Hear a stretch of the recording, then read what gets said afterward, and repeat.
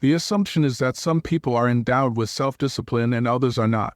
But this is not the case. There is a science to self-discipline, and if you want more of it in your life, it will help you get a better understanding of its biological basis. In this chapter, you will learn about the biology of self-discipline and how you can target certain areas of the brain to improve it. The human brain contains an estimated 100 billion neurons, the minuscule cells responsible for our behaviors and thoughts. Neuroscientists Todd Hare and Colin Kammerer conducted a study in 2009 in which they used functional magnetic resonance imaging machines, fMRIs, to record the brain activity that takes place when people are engaging in tasks that require them to use self-control and discipline. The participants were given a choice between accepting a small financial reward at the immediate conclusion of the study or a larger financial reward at a later date. The researchers induced a classic battle between delayed gratification and willpower. They discovered that there was a high level of activity in two areas of the brain called the ventral medial prefrontal cortex and the dorsolateral prefrontal cortex when participants were making decisions based on the choices made immediately or in the future. The activity in these regions of the brain was higher when choices were made that would benefit them in the long term. The study concluded that some people find self-discipline easier than others based on the activity and the structure of their prefrontal cortex. The findings of this research are very significant because they highlight the fact that we cannot decide to become more self-controlled and expect to be successful if we haven't developed the skill previously. When you make healthy choices, self-discipline is strengthened. On the other hand, making unhealthy choices diminishes self-discipline. If you find it difficult to say no to sweet treats, you can't stick to an exercise routine, or you can't stop scrolling through YouTube to do something more productive, don't worry. There is still hope for you because you can improve your self-discipline. DG. In 2011, the participants of the Stanford Marshmallow Experiment were re-evaluated. The Stanford Marshmallow Experiment took place in 1972, and it was discovered that the participants who found it easier to delay gratification experienced increased activity in the prefrontal cortices. There were also differences in the ventral striatum, the area of the brain linked to addictions, when they were using self-control to make a decision between healthy and unhealthy options. It was also found that the participants who were able to delay gratification were more successful in all areas of life in comparison to the participants in the immediate gratification group. The study revealed that a decision as simple as choosing whether to eat a marshmallow immediately or later determined the way they made decisions in adulthood. The evidence from studies on self-discipline does not point to genetic predisposition as to why some people have higher levels than others. However, we can conclude that self-discipline is a skill you can master if you are willing to put the work in. Weightlifting strengthens the body, and if you target the areas in the brain mentioned in the studies, they will increase in strength. If you are reading this book, there is a chance you are struggling with self-discipline. I would like to encourage you not to feel saddened by your current circumstances. There is no denying that any skill is easier to master during childhood. However, that does not rule out the possibility of improving your self-discipline now. When exercised consistently, willpower and self-discipline will improve, and you will experience lasting results. All skills operate under the same principle. The more you practice, the better at it you will become. FEF. Your level of focus will affect the extent of your self-discipline. Neuroscientists believe that your ability to focus is determined by your executive functions, including working memory, cognitive flexibility, adaptability, and impulse control. Discipline requires you to set goals, filter distractions, control unhelpful inhibitions, prioritize activities, and pursue the goals that you have set. Research states that these functions operate in a number of brain regions, including the anterior cingulate cortex, the orbital frontal cortex, and the dorsolateral prefrontal cortex. You can improve these brain functions by targeting them. Self-discipline and focus work simultaneously. You can't master one without the other because discipline is the ability to focus on one course of action until that goal has been accomplished. WF. In the same way as the body gets tired after it has been put through a strenuous workout, willpower and self-discipline also lose strength when they have been put to work and worn down. Since there is a biological basis to these skills, the brain of a person who said no to a slice of cake 10 times is different from the brain of the person who eats the slice of cake each time it is offered to them. This means that even if an individual is extremely self-disciplined with a lot of willpower, it will eventually run out if they are continuously faced with temptation. In the same way, it is impossible for a person to lift weights for 24 hours without a break. It is also impossible for a person to exercise their willpower for 24 hours without taking the time out to replenish it. In 1996, psychologist Will Baumeister conducted a study in which he evaluated a phenomenon known as willpower depletion. The study involved leaving 67 participants in a room with freshly baked sweet treats and bitter radishes. One group was allowed to eat the sweet treats, while the other group was told to eat the bitter radishes. They were then taken to another room where they were asked to solve a puzzle to evaluate their persistence. The radish eaters did not have the strength of mind to resolve the puzzle and gave up before the group who had eaten the sweet treats. The radish eaters' inability to focus on the task resulted from the fact that their willpower had already been depleted in the previous task, and now they wanted to take the path of least resistance. WP. The main priority for the brain is survival. Today we have enough knowledge to know that temporary low sugar and low energy levels are not life-threatening. However, because of the biology of the brain, it does not know this. And as soon as it receives a warning message that something in the body is out of alignment, it protects you by going into survival mode. When the brain is operating in survival mode, it begins to crave instant gratification, which leads to binge eating and other negative behaviors linked to a lack of self-discipline. Therefore, the best way to build self-discipline is to remove yourself from temptation. For example, if you are struggling with your diet, replace your cupboard of unhealthy foods with healthy choices and meals. When you go grocery shopping, stay away from the aisles selling sweet treats, and immediately make your way to the aisles stocking healthy foods. By using these strategies, your willpower is only tested during the time you spend in the store, as opposed to trying to resist the temptation to eat your stash of cookies in the cupboard every evening over and over again. Another way to protect your willpower is to go shopping after dinner. You won't be hungry because you've just consumed a filling healthy meal, which means you are less likely to buy a bag of chips to hold you over until dinner. What you are doing here is creating conditions in which your vulnerability is not used against you, and you are not forced to use self-discipline. Even if you don't struggle with healthy eating, you can use the same strategies for any areas of your life where you lack self-discipline. Stress is another biological factor that contributes to willpower. When we are under pressure, the body protects itself by going into fight or flight mode. In this state, we are more likely to act on impulse and do things without thinking. The prefrontal cortex malfunctions when we experience stress, and the brain is only capable of functioning on short-term outcomes. When the prefrontal cortex is not operating at its full potential, we are more likely to make bad decisions. The principle of discipline is simple. As a mentally stable adult, you know the difference between right and wrong. You understand that if you choose to watch Netflix instead of working on your goals, you will never achieve them. Discipline is about doing what you know you've got to do even when you don't feel like it. But for your efforts to make a difference, you must be consistent. Slacking off every other day isn't going to get you to your destination any more quickly. Consistency builds momentum, and that's how dreams become a reality. When you are aware of what discipline demands, you are more likely to choose to do the right thing. Remember, there is a biological process to discipline, and similarly to any other habit, the brain is programmed to accept it as the norm the more you practice it. There are several benefits associated with self-discipline that I will discuss in the next chapter. C2 TBS. D. Self-discipline is required for every area of life, but most people don't realize it because society has taught us to float through life on autopilot. I believe that one of the most underrated reasons for the breakdown of the family is a lack of self-discipline. If your partner is cheating or exhibiting other issues, one of the underlying causes is their inability to control their urges towards the opposite sex. If your partner is running up credit card bills or has other financial issues, one of the reasons is their inability to control their spending habits. In other words, your level of self-discipline will control your level of success in your place of employment, relationships, finances, academics, etc. There are many benefits associated with self-discipline. RYSC. A lack of self-discipline contributes to low self-esteem. There are many reasons people suffer from low self-esteem,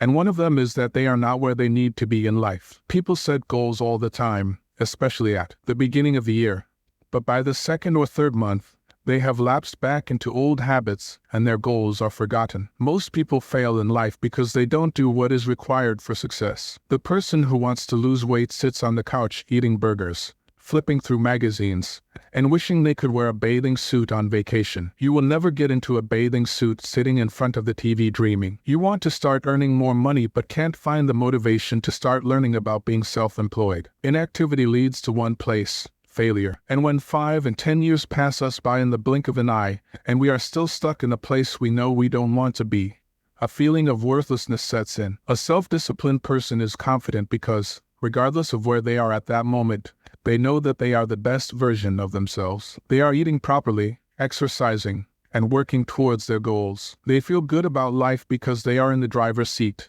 and they know exactly where they are going. BBR. One of the main reasons friendships break down is because people do not do what they say they are going to do. You confide in someone only to find out that your entire office now knows your business, or a friend borrows money and never pays it back. Friendships and relationships are about trust. A person with self-discipline is always going to live by their word. If you ask them to keep a secret, they will. They are often the same person in private as they are in public because they value integrity. These are rare traits and the world values them.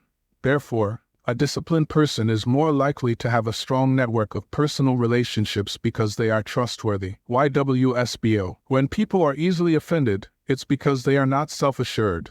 They don't know who they are or what they stand for, and so they view criticism, even when it is constructive, as an attack on their character and become deeply offended. Self-disciplined people don't have this problem. They are confident, calm, and self-assured, and so it's easy for them to take insults and criticisms on the chin. Self-disciplined people can handle constructive criticism.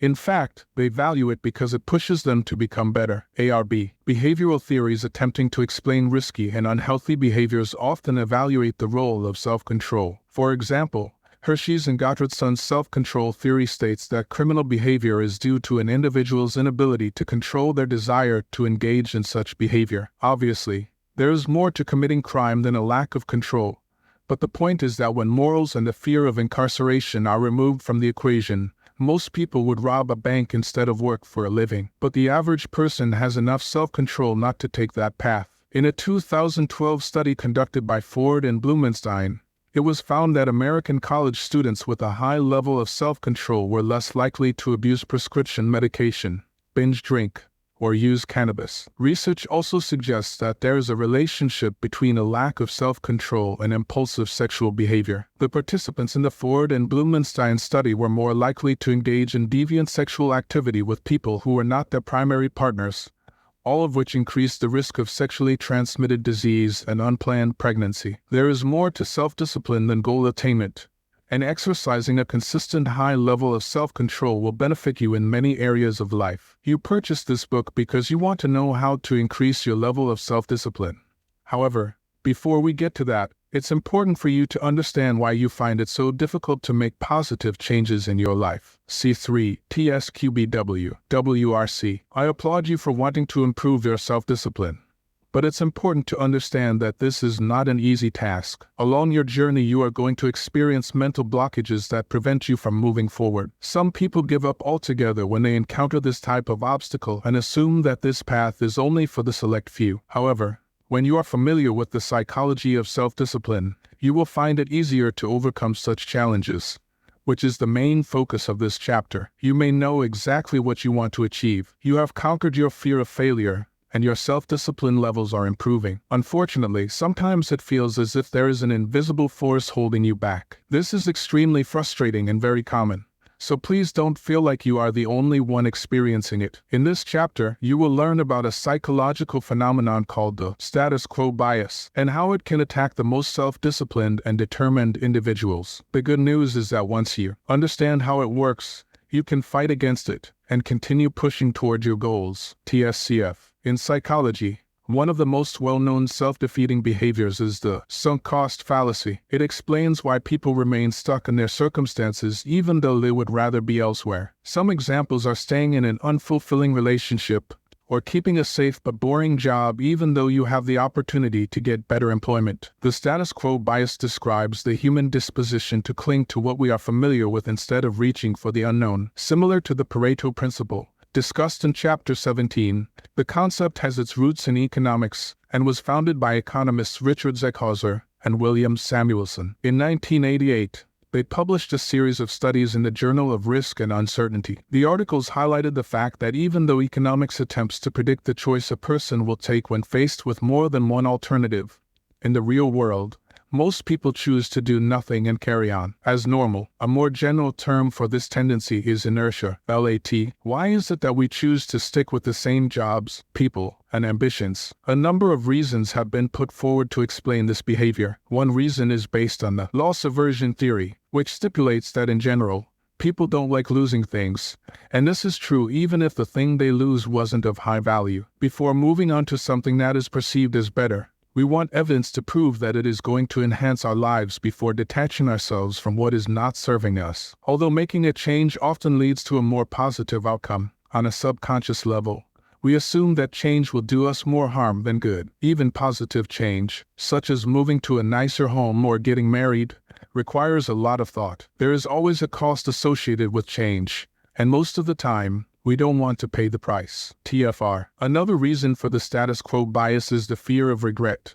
No one wants to make a change and then regret it. Typically, this is because they feel that friends, family members, or loved ones will judge them for their mistakes. As a result of this fear, they default to sticking to what they are comfortable with. The fear of failure is why people don't like change, but the reality is that failure is not final. It's not the end of the world if you don't get it right. All successful people fail at some point in their lives, but they use their mistakes to make better decisions in the future. TME. Another powerful mind trick that keeps us bound to the same old behaviors, beliefs, and routines is the mere exposure effect. Decades of research have found that the more we experience a particular phenomenon, the more we are likely to accept and like it. For example, a study conducted in 1968 found that the more participants were exposed to symbols and words, the chances of developing a positive affiliation with them increased. You may have experienced this in your personal life, where the more you interact with an individual, the more you find yourself liking them. There are definitely exceptions to this rule because in some cases the more you are exposed to something, the more you notice things that you don't like. However, in general, the longer we are exposed to a situation, the more we develop an assumption that it may not be exactly what we want, but it will do. The mere exposure effect has its advantages and disadvantages. The good news is that if you are working toward improving your self-discipline and developing better habits,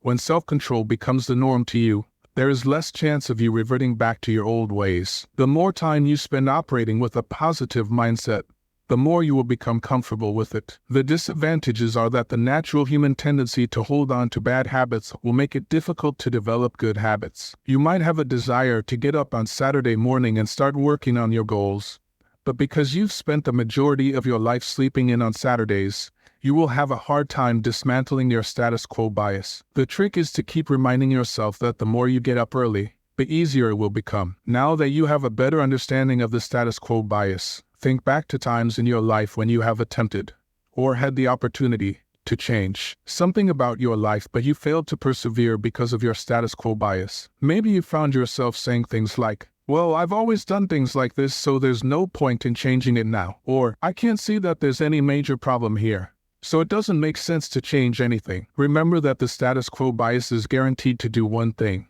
and that is to keep you safe. It will also ensure that your hopes and dreams are never fulfilled, and in the long run, you will probably regret not taking action. People shouldn't be afraid of failure. They should be scared of regret. The feeling of looking back on your life and wondering, "What if?" will torment you worse than the feeling of having tried and failed. Fortunately, having some self-awareness about this will help you make better decisions in the future. Make a promise to yourself that starting today, you are going to put your rational decision-making abilities to good use and build the life you want. Whenever you are faced with the choice of remaining in your current circumstances or doing something to change them, challenge yourself to go through an exercise that will encourage you to evaluate your thoughts in a logical manner.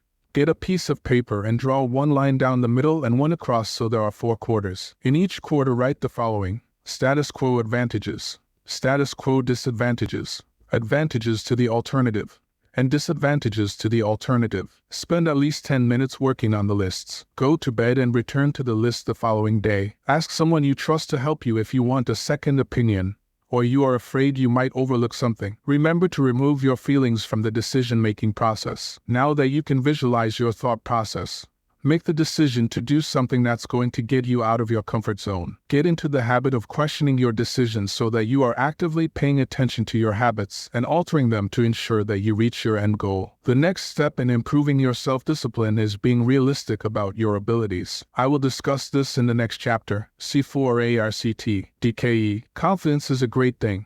It's important that you know what you are good at and you don't doubt yourself in that area. However, it is equally as important that you are familiar with your weaknesses. In this chapter, you will learn about the dangers associated with the inability to assess your competencies and how you can protect yourself against it. We all know someone who is out of touch with reality when it comes to assessing their skills. For example, the coworker who thinks they've got such a good sense of humor, but their jokes are never funny. You might not have this problem, but it's helpful to understand it as you never know what the future holds. TDKE. The Dunning-Kruger effect occurs when an individual is not only incompetent in a certain area but fails to realize how bad they are at it. The person suffering from this issue has what is referred to as a double burden, which means they are continuously making mistakes in the same area. It is difficult for people to correct them because they are completely ignorant of their deficiencies. Instead of trying to improve their skills, they will continue moving in that direction because they truly believe in their abilities and will argue that their failure is because of bad luck. Psychologists David Dunning and Justin Kruger from Cornell University discovered that this phenomenon becomes apparent when people are tested on their humor, logic, and grammatical knowledge. They found that those who scored the lowest in these categories were less likely to believe they had a problem in these areas because they suffer from non-existent or weak metacomprehension, metamemory, and metacognition. They are incapable of evaluating their own thinking processes or providing constructive criticism of their own abilities. Prior to this study, it had already been established that people have the tendency to think of themselves more highly than their abilities warrant in areas such as written expression and leadership skills. The Dunning-Kruger effect simply emphasizes this common human tendency. However, it can also have a negative impact in certain environments. One example is senior managers who are clearly incompetent yet still manage to get promoted. If you haven't already noticed, incompetent people are typically oblivious to their incompetence. They literally walk around with their head in the clouds believing they are the cleverest people in the world. On the other hand, those with a high skill set are usually very modest about their capabilities. TRBSD, DKE. So, what is the relationship between self-discipline and the Dunning-Kruger effect? Self-discipline and self-control are skills, which means it's possible to overestimate your ability in these areas. If you ever get to the point where you believe you have mastered the art of being highly productive at all times and have the ability to resist temptation, be careful. It could be true. Maybe you have come a long way, but there could be the possibility that you've still got a lot more work to do. Research suggests that the more familiar you become with something, whether it's a skill or a subject, the likelihood that you will claim you are an expert diminishes. In other words, the deeper you get into something, the more you realize how much more there is to learn about it. TS. What is the solution to this paradox? This issue is resolved by striking a balance between confidence that you are proficient in certain areas and being willing to accept constructive criticism. By taking this approach, you will ensure that you never become complacent and live in ignorance about your deficiencies. An example of a chance to use this enlightenment is as follows. Assuming that you are a really good driver, and you registered to take an advanced driving course to get a reduction on your insurance premiums, you book some lessons to prepare for the test. But during practice you are told that your driving skills are below average and you are in no way ready to take the test. At this point, you can either accept the constructive criticism and keep practicing, or you can accuse the instructor of being ignorant because you're such a good driver. A reality check can be disappointing, especially when we think we've made good progress.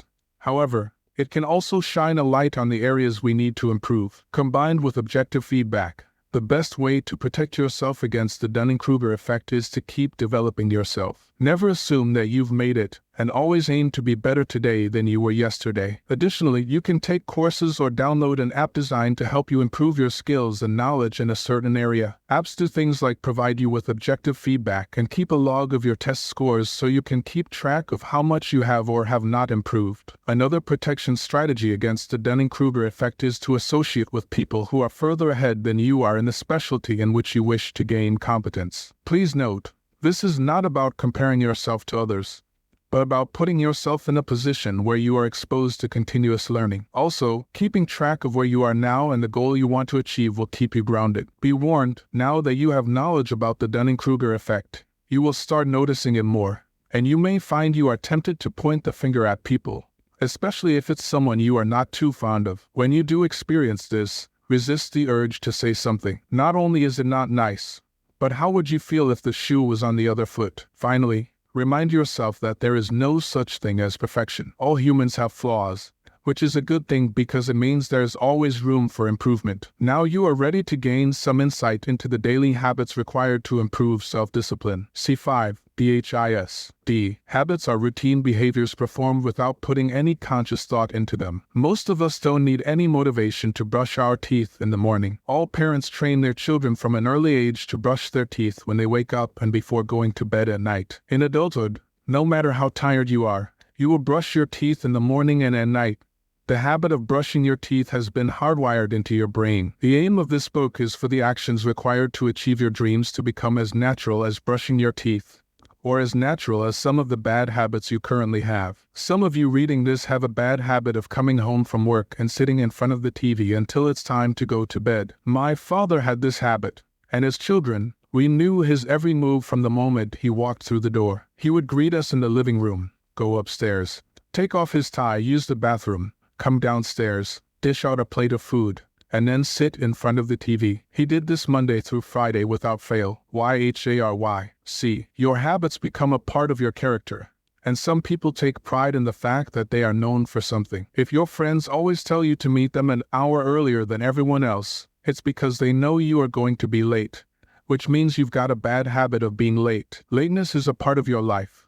It's a negative cycle that starts with you going to bed late, waking up late, and then being late for everything else. Or you might binge eat when you are under pressure instead of confronting the issue. According to psychologists, habits of this nature are formed because of the connection between the stimulus and a response. Actions are triggered by thoughts, and as this pattern is repeated, it's only a matter of time before the action becomes a habit and starts to have an impact on your life. Unless a conscious decision to change the behavior is made, it will become permanent. DHISD. There is only one difference between successful and unsuccessful people, and that is the habits they follow each day. Incredibly successful people perform the same habits every day. They have a set routine and they stick to it. Everything they do improves them mentally, physically, and spiritually. Here are some habits you can start incorporating into your life to improve your level of self-discipline. YMR. Your morning routine will set the pace for the rest of your day. Do you keep hitting the snooze button so that by the time you get out of bed it's too late to go for the morning jog you've had on your to-do list for the last couple of months? Since you woke up late, you have no time to make breakfast and instead stop off at the McDonald's drive-thru on your way to work. Because of the way your day has started, you are in the wrong frame of mind to do anything productive, and your thought process will be something along the lines of, since I've already had McDonald's for breakfast, I might as well get Taco Bell for lunch. There's no point in me going to the gym after work because I've already eaten all this unhealthy food. I might as well go home, watch Netflix, and start again tomorrow. Bad habits are developed by failing to do the most important things in the morning. When you get out of bed as soon as the alarm goes off, exercise, and eat something healthy for breakfast, you will feel so energetic and positive that you will want to keep making healthy decisions throughout the day. You don't need to have an elaborate morning routine, but there are some main habits that all successful people incorporate into their lives before their workday begins. For example, Barack Obama starts his day at 7 a.m. He spends 45 minutes exercising, has breakfast, and then makes his way to work. Bill Gates is up at 4 a.m. He watches an educational DVD while he's working out on the treadmill. He has breakfast, and then starts working. Oprah Winfrey is up at 6 a.m. She takes her dogs for a walk, reads positive affirmations, and then meditates before starting her day. There is a clear pattern here.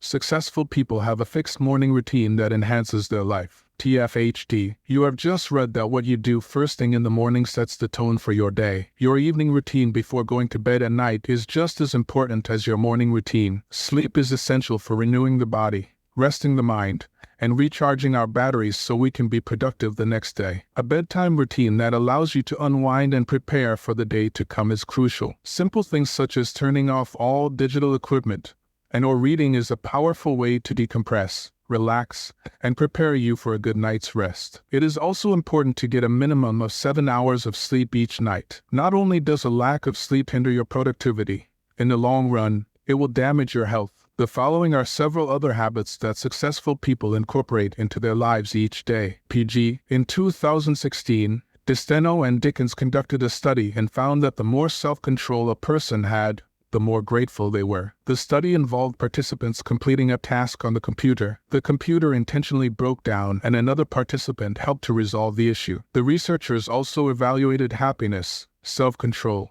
and patience in the daily life of the participants over a few weeks. Finally, self-control was measured by offering them a small sum of money as soon as the task was completed, or a larger sum of money later on. The study found that there was a strong relationship between gratitude and self-control. The most grateful participants were prepared to wait longer for the financial reward than the less grateful participants. Here are a few things you can do to become more grateful. Say thank you. We often take the things people do for granted. We can eliminate this oversight by saying, thank you, for the small things instead of waiting for someone to do something mind-blowing. If you are in a relationship, thank them for being a beautiful person. If you've got kids, thank them for being so loving. Thank your friends for being such amazing friends. The aim here is to say thank you and really mean it, and feel a sense of appreciation. Make time for gratitude. Another bad habit is constant complaining. It's easy to complain. We live in a world with terrible things going on. It's not difficult to turn on the TV, flip through the newspaper, or listen to the news and assume that there is no hope. However, it's important not to focus on the negative because there are just as many positive things taking place in the world. Every morning, or before you go to bed at night, write down 5 things you are grateful for. Think about them and feel a deep sense of appreciation and gratitude for what you have written down. SDG. You can achieve your long-term goals by breaking them down and setting daily goals for yourself. A big dream can seem daunting, especially when you look at your current situation and realize how far away from it you are now. However, when you break the goal down into small, actionable steps, it becomes a lot easier to achieve. When you set daily goals, you build momentum, and that inspires you to keep pushing toward your ultimate goal because you know you are getting closer to it every day. Setting daily goals isn't about giving yourself random things to do every day. It's about achieving your long-term goal. So for example, let's say you want to lose 60 pounds. You look in the mirror every day saying that you need to lose weight, but because you know you need to lose so much, you keep putting it off until tomorrow. Before you know it, you've gained another 10 pounds. The thought of losing 60 pounds is scary.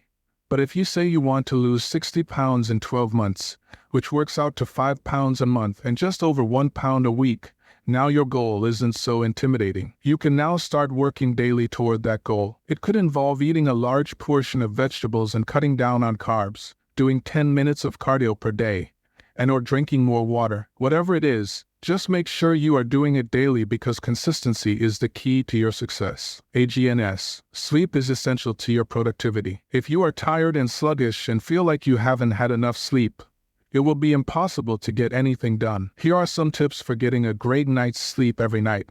Daytime naps. If you take naps during the day, limit them to 30 minutes at a time. A short nap can help you feel rested, alert, and improve mood and performance. If you sleep for any longer than 30 minutes during the day, though, you will find it difficult to fall asleep at night. Avoid stimulants. Caffeine and nicotine in the evening will stimulate the brain to stay awake. And even when you do manage to fall asleep, you won't experience the deep sleep required to feel rested in the morning. Watch what you eat. Rich, heavy, fatty foods and carbonated drinks cause indigestion, which can cause painful heartburn in the middle of the night and interrupt your sleep. A bedtime routine. Prepare the body for sleep by establishing a relaxing bedtime routine. Take a warm bath, read a book, or do some light stretches. You should also avoid emotionally charged conversations during this time because it could disrupt your sleep. The right environment. A comfortable mattress and pillows will help you sleep a lot better. Make sure that there are no lights from a television, cell phone, or laptops. Eye shades and blackout curtains will block out the light even further. SO. Organization and self-discipline go hand in hand. It is impossible to find a self-disciplined person who isn't organized. One of the characteristics of a self-disciplined person is that they want to make life easier for themselves. And one way of doing this is to be organized. Here are some benefits of staying organized. Improves productivity. Disorganization creates chaos. You are constantly looking for things, everything is in a mess, and life is a constant battle. Staying organized means you will have more time to spend on the things that matter because you are not wasting all your time looking for things. Less stress. How do you feel when you can't find your car keys or those important documents you need for work? Stressed, right? When everything is housed in its rightful place, files and folders are neatly organized, you will eliminate the stress of searching for your items. More energy and enthusiasm. When you are forced to dig through piles of paperwork, clothes, or other objects to find what you need, it drains your energy. When you have no energy, you lack enthusiasm and it becomes impossible to do the things that you know you should be doing. A positive image. Not only will you feel better about yourself because you now have some order to your life, but other people will notice it. If you once had a reputation for being the disorganized one, friends, family members, and colleagues will start praising you for the orderly and systematic person that you truly are. PTTHB8. As you have read, successful people incorporate a number of habits into their daily routine. But during my research, I have found there are 2 things successful people do before 8 a.m. 1. They pray/meditate. Prayer and meditation is a top priority in every religion. Even atheists who do not believe in a higher power spend time reflecting and meditating. People from all backgrounds are taking advantage of the benefits of mindfulness and use them as a way to enhance their personal lives. Research has found that meditation is an effective pain management and stress reduction strategy. Meditation improves memory and brain function, according to scientist Benjamin Neal. Teachers use meditation in the classroom to help their students focus and concentrate. Actors, artists, and innovators use meditation to help get themselves in the zone and boost creativity. Actors Tom Hanks, Cameron Diaz, Jennifer Aniston, and Kristen Bell all incorporate meditation into their daily routines. Authors Tim Ferriss, Tony Robbins, comedians Jerry Seinfeld, Steve Harvey, and Ellen DeGeneres, and singers Katy Perry, Sheryl Crow, and Paul McCartney all use meditation to get ready for the day. Oprah Winfrey spends at least 20 minutes each day meditating. She states that she is only capable of producing her best work when she is in a meditative state. Meditation is one of the major keys to success. It gives you access to inspired ideas so that you can live your best life. 2. Spend time reading. The most popular item on a wealthy person's nightstand is a book. You will also find that many successful people have an entire library in their homes. Leaders are readers. If you want to increase your earnings, you've got to invest in learning. A successful person would rather spend $20 on a book than going to watch a movie for entertainment purposes. During an interview with CNBC, Warren Buffett and Bill Gates discussed what superpower they would like to have if it were possible. Their response was that they wanted to be able to speed read extremely fast. Continuous education is one of the major keys to success. Your personal development depends on it. If you are not learning, it's impossible to grow. Some people say they don't like to read or they don't have the time to read. But in this technological era, there is no excuse. Today, you can listen to audiobooks while you are driving, working, doing the dishes, or any other activity. If you've got a stack of gossip magazines sitting on your coffee table, it says a lot about your mindset. However, if you invest in books that will help you achieve your goals, your chances of success will significantly increase. When you have been operating in the same bad habits your entire life, it can be difficult to break out of them. In the next chapter, you will learn some tips for building better habits to improve your self-discipline. C6. TFBBH. The Navy SEALs are some of the most disciplined people in the world. It is extremely difficult to become a SEAL. Admission requires strenuous training, and most soldiers who start the program leave before the end of the first stage. The soldiers who do complete it understand that the mind is more powerful than we can ever imagine, and because they have developed the mental fortitude required to succeed as a SEAL, they are equipped to accomplish any mission they are sent on. Here are some of the strategies the SEALs implement during training to get them through. The 40% rule. Everything starts in the mind. If you lift weights at the gym, you know that after a certain number of reps, your body feels as if it can't continue. But the 40% rule states that when the mind starts telling the body it's tired, we have only reached 40% of what we are capable of. At this point, it's up to you to choose to believe that you've still got another 60% left in you. To push past the 40% threshold, you must accept the mental and physical pain you are enduring at that moment. The majority of people never reach their full potential because as soon as they feel the burn, they are ready to give up. By applying the 40% rule, you begin to realize that you have unlimited potential. The key to tapping into this reservoir of potential is to ignore the voice in your head telling you it's time to throw in the towel and push through the pain. When you truly believe you are capable of more, you will shatter your pain points, which builds confidence and mental toughness. For example, after doing 10 pull-ups, you start hearing the voice in your head saying you are too tired, too weak, and too sore to keep going. But if you take a break for a few seconds and then keep going, you've just proved to the voice in your head that it was wrong. You then take another short break and do one more, and before you know it, you've done 20 pull-ups. You had to slow down to achieve it, but you ended up doing 20 more pull-ups than you had first anticipated. Belief is one of the key ingredients to improving your self-discipline. Success becomes your reality when you believe you can do more, and it allows you to break down the limitations you have placed on yourself. Self-discipline is about endurance. When you are determined to continue but your mind is telling you to quit, you will build a resilience that will make you unstoppable. The mind becomes our best friend when we believe in ourselves, but when we have accepted the narrative of failure, it becomes our worst enemy. The next time you feel like giving up, use the 40% rule to empower yourself. I want you to take a moment and think about this. Even though you know you are not fit enough because you haven't practiced, you decide to run a marathon. As you are running, your legs start feeling weak. You can't catch your breath. And at this point, you decide that running a marathon when you were not prepared wasn't a good idea. It probably would be wise to give up and save yourself the agony it would cause if you completed the marathon. But if someone wanted to cause you harm and you were running for your life, you would keep running regardless of how tired you were.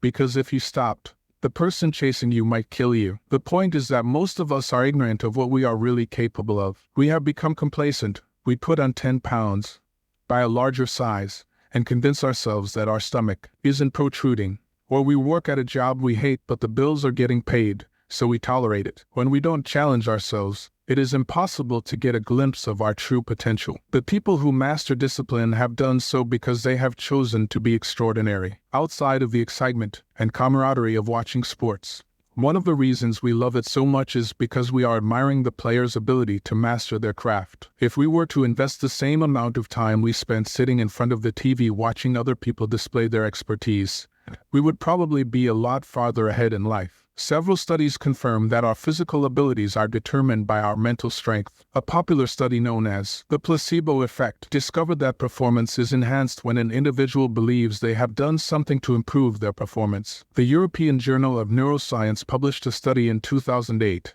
which found that participants who were told that the sugar pills they had been given were caffeine put more effort into their weightlifting session. Due to the caffeine they believed they had ingested, they found additional strength and energy that allowed them to perform at a higher level. Scientists agree that the placebo effect is a self-fulfilling prophecy, in which the brain chooses an outcome and then does what is required to make sure that the outcome is achieved. The placebo effect provides us with irrefutable evidence about the power of the mind. Several studies have also found that there is a chemical transformation in the brain when it thinks that something is real, even though it's fake. Therefore, it is enough to believe you've got another 60% left in you to make it possible. Arousal control. When we are in high-stress situations, large doses of cortisol and adrenaline are released, which activates the fight, flight, or freeze response. The average person is unable to control this process, but the Navy SEALs are capable of doing so because they have been trained to, and depending on the situation, their responses to stressful situations can mean the difference between life and death. They use several techniques to do this, including box breathing. When a SEAL starts feeling stressed or overwhelmed, they focus on their breath to regain control. They take a series of breaths for 4 seconds at a time. They breathe in, hold their breath, and then breathe out. This process is repeated until the heart rate returns to normal. A stressed-out mind is incapable of doing anything productive. Therefore, you must remain calm to operate at your full potential. Box breathing is a technique you can use at any time no matter where you are when you start experiencing the physical symptoms associated with anxiety. Experts often advise people to manage stress, but I don't think this is good advice when the Navy SEALs prove you can stop it altogether. The 10x rule. Grant Cardone is the pioneer of the 10x rule. He believes we should set goals 10 times higher than the desired outcome because it will make us take 10 times more action to achieve it. The aim of the 10x rule is to force us to evaluate the way we think about our possibilities and the steps we are going to take to achieve our goals. Your current existence was created by your thoughts and actions, And if you want to overcome your limitations and start living the life you know you deserve, you must start thinking and acting in ways that are beyond your expectations. When using weight loss as an example, let's say your goal is to lose 10 pounds. Apply the 10x rule and your goal is now 100 pounds. Although you don't need to lose 100 pounds, it will encourage you to change your diet permanently. The idea is that you don't need to do that much to lose 10 pounds, which means the odds are increased that you revert back to your bad eating habits once you've lost the weight. However, when you have it in your mind that you need to lose 100 pounds, you will focus on changing your diet and exercise habits as a lifestyle instead. The 10x rule will maximize your potential. When you believe you can achieve more than you initially thought, you will do what is required to achieve more, which will strengthen your discipline. It's the norm for us to set low goals for ourselves so that we don't feel so worthless when we fail. But if you want to get more out of life, you are going to need to raise the bar and set your standards higher. The 10-minute rule. You would assume that humans had better decision-making skills since we are far more mentally advanced than any other species, but a Harvard University study proves otherwise. The research involved giving chimpanzees and humans the same choice: to get 2 treats immediately or 6 treats in 6 minutes. The chimpanzees chose to wait for more treats 72% of the time, and the humans only chose to wait 19% of the time. How did this happen? The problem is that the human brain is so overdeveloped that even when an answer is obvious, we overthink the decision. And because we have the ability to rationalize our behavior, we cheat ourselves out of a more favorable outcome. Humans tend to find it difficult to differentiate between a justification and an excuse. In the experiment, the humans may have convinced themselves that they deserved the treats because they were hungry and needed to satisfy their hunger, or that they weren't too concerned about getting 6 treats later because they didn't really like them anyway. Whereas the chimpanzees don't have the ability to rationalize their decision.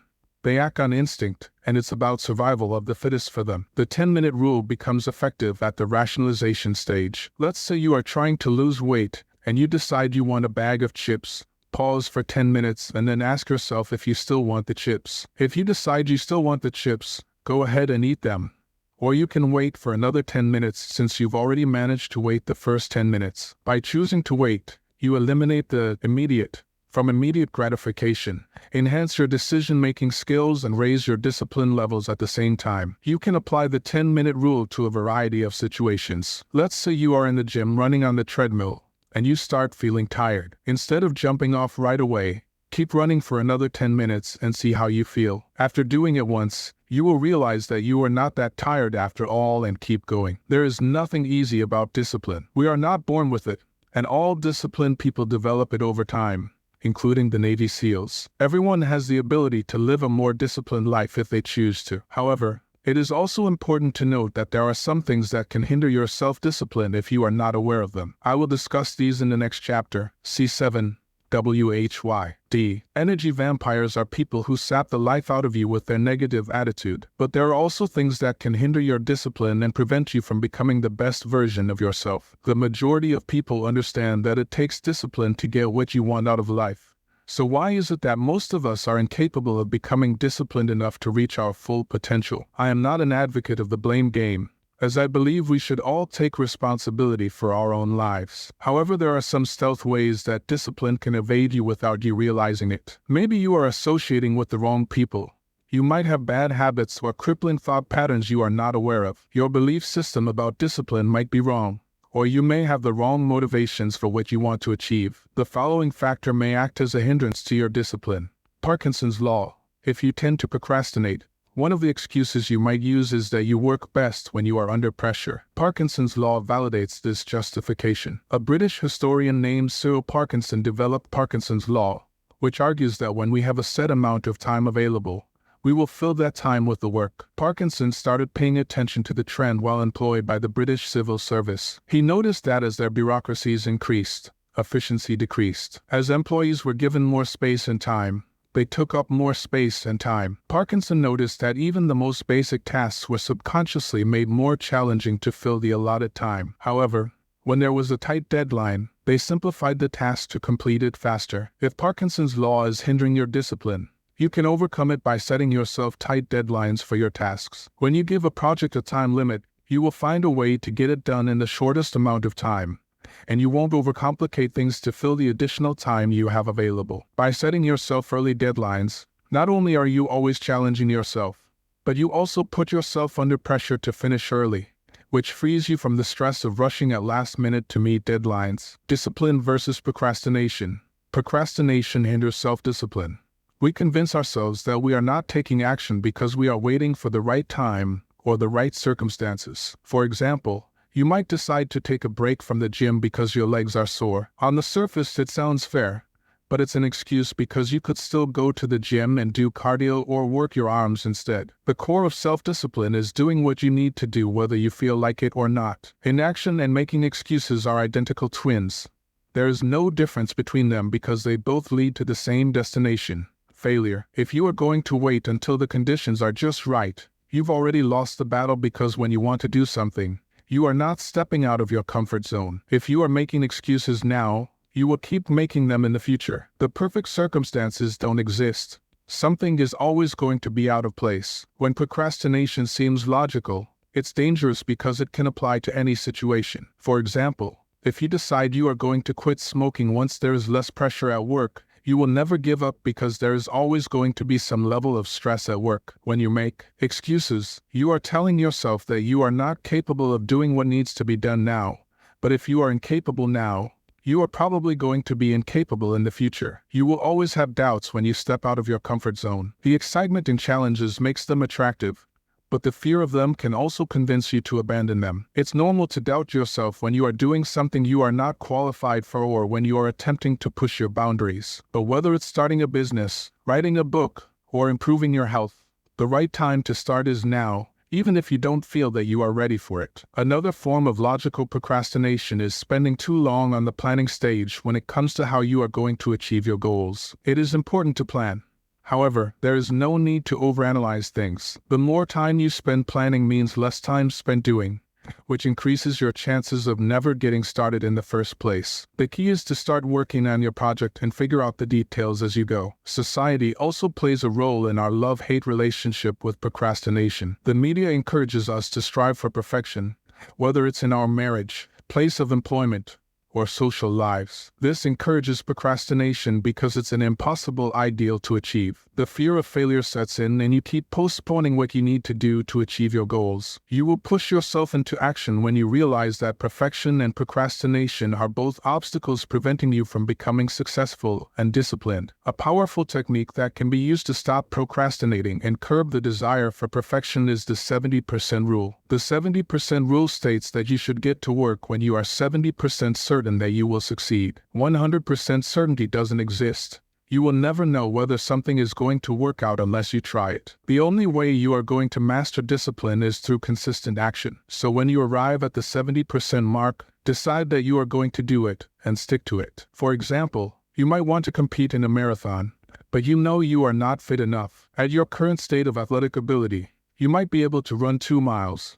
That is your 70%, and that's where you should start. As you train, you will keep building more strength, and before you know it, you are ready to run a full marathon. False hope syndrome. False hope syndrome is the belief that it's easy to change your patterns of behavior. This leads to setting our expectations too high, which results in failure. Most of us have no idea how difficult it is to eliminate bad habits and assume that we are going to get everything we want out of life without facing a battle. False hope results in constant failure, which further reinforces the behavior we desire to change. Psychology professor Peter Herman says that failure is more common than success, even though failure is never the goal. The reason for this is that we aim for extreme transformation that we are incapable of sustaining. You might get momentarily inspired about your goals and map out a plan, but then the stresses of life take over, and that moment of inspiration fades into obscurity because your focus is on getting through the day and not on achieving a goal that's going to take you years to accomplish. If what you desire in life comes easy, it's not worth having. It takes time to achieve big dreams.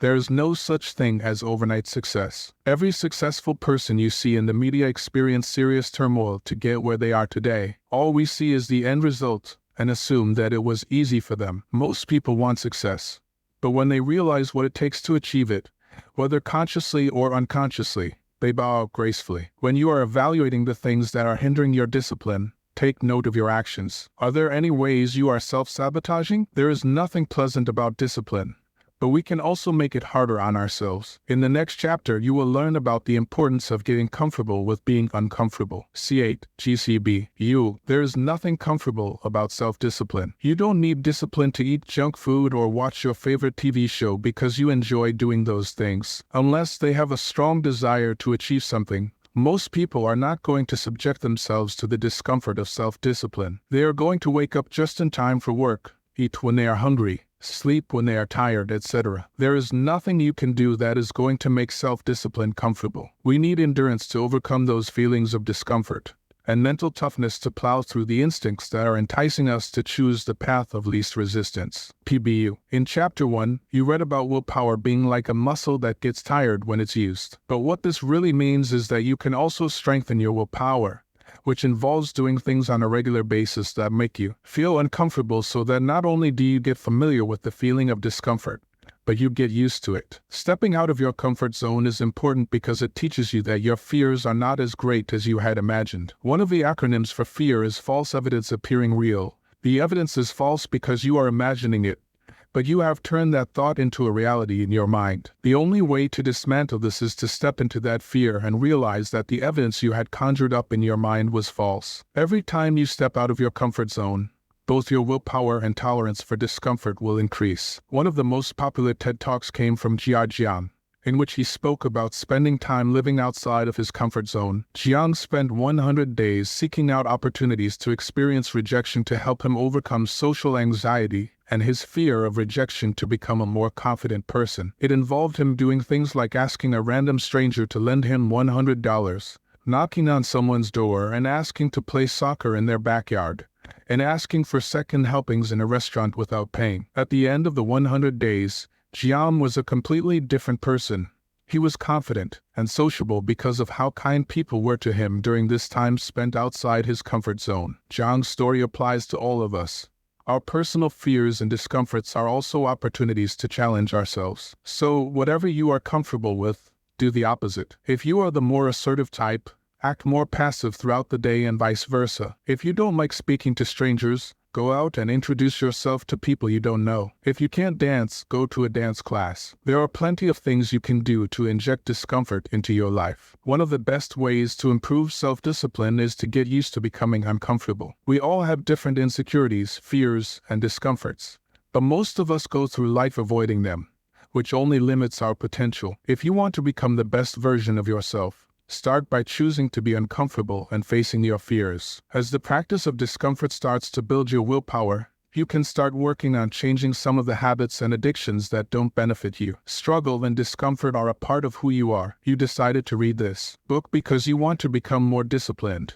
And if you want to succeed, becoming comfortable with discomfort will get you there. The aim of this process is to turn that agonizing pain into a slight pinch and those hunger pangs into desire, because it lets you know that you are sticking to your diet. Discipline is about going through the temporary discomfort required for the long-term benefits. Making a habit of embracing discomfort will benefit you in all areas of life. It will give you the mental agility required to thrive regardless of your circumstances. Discipline isn't concerned about your feelings.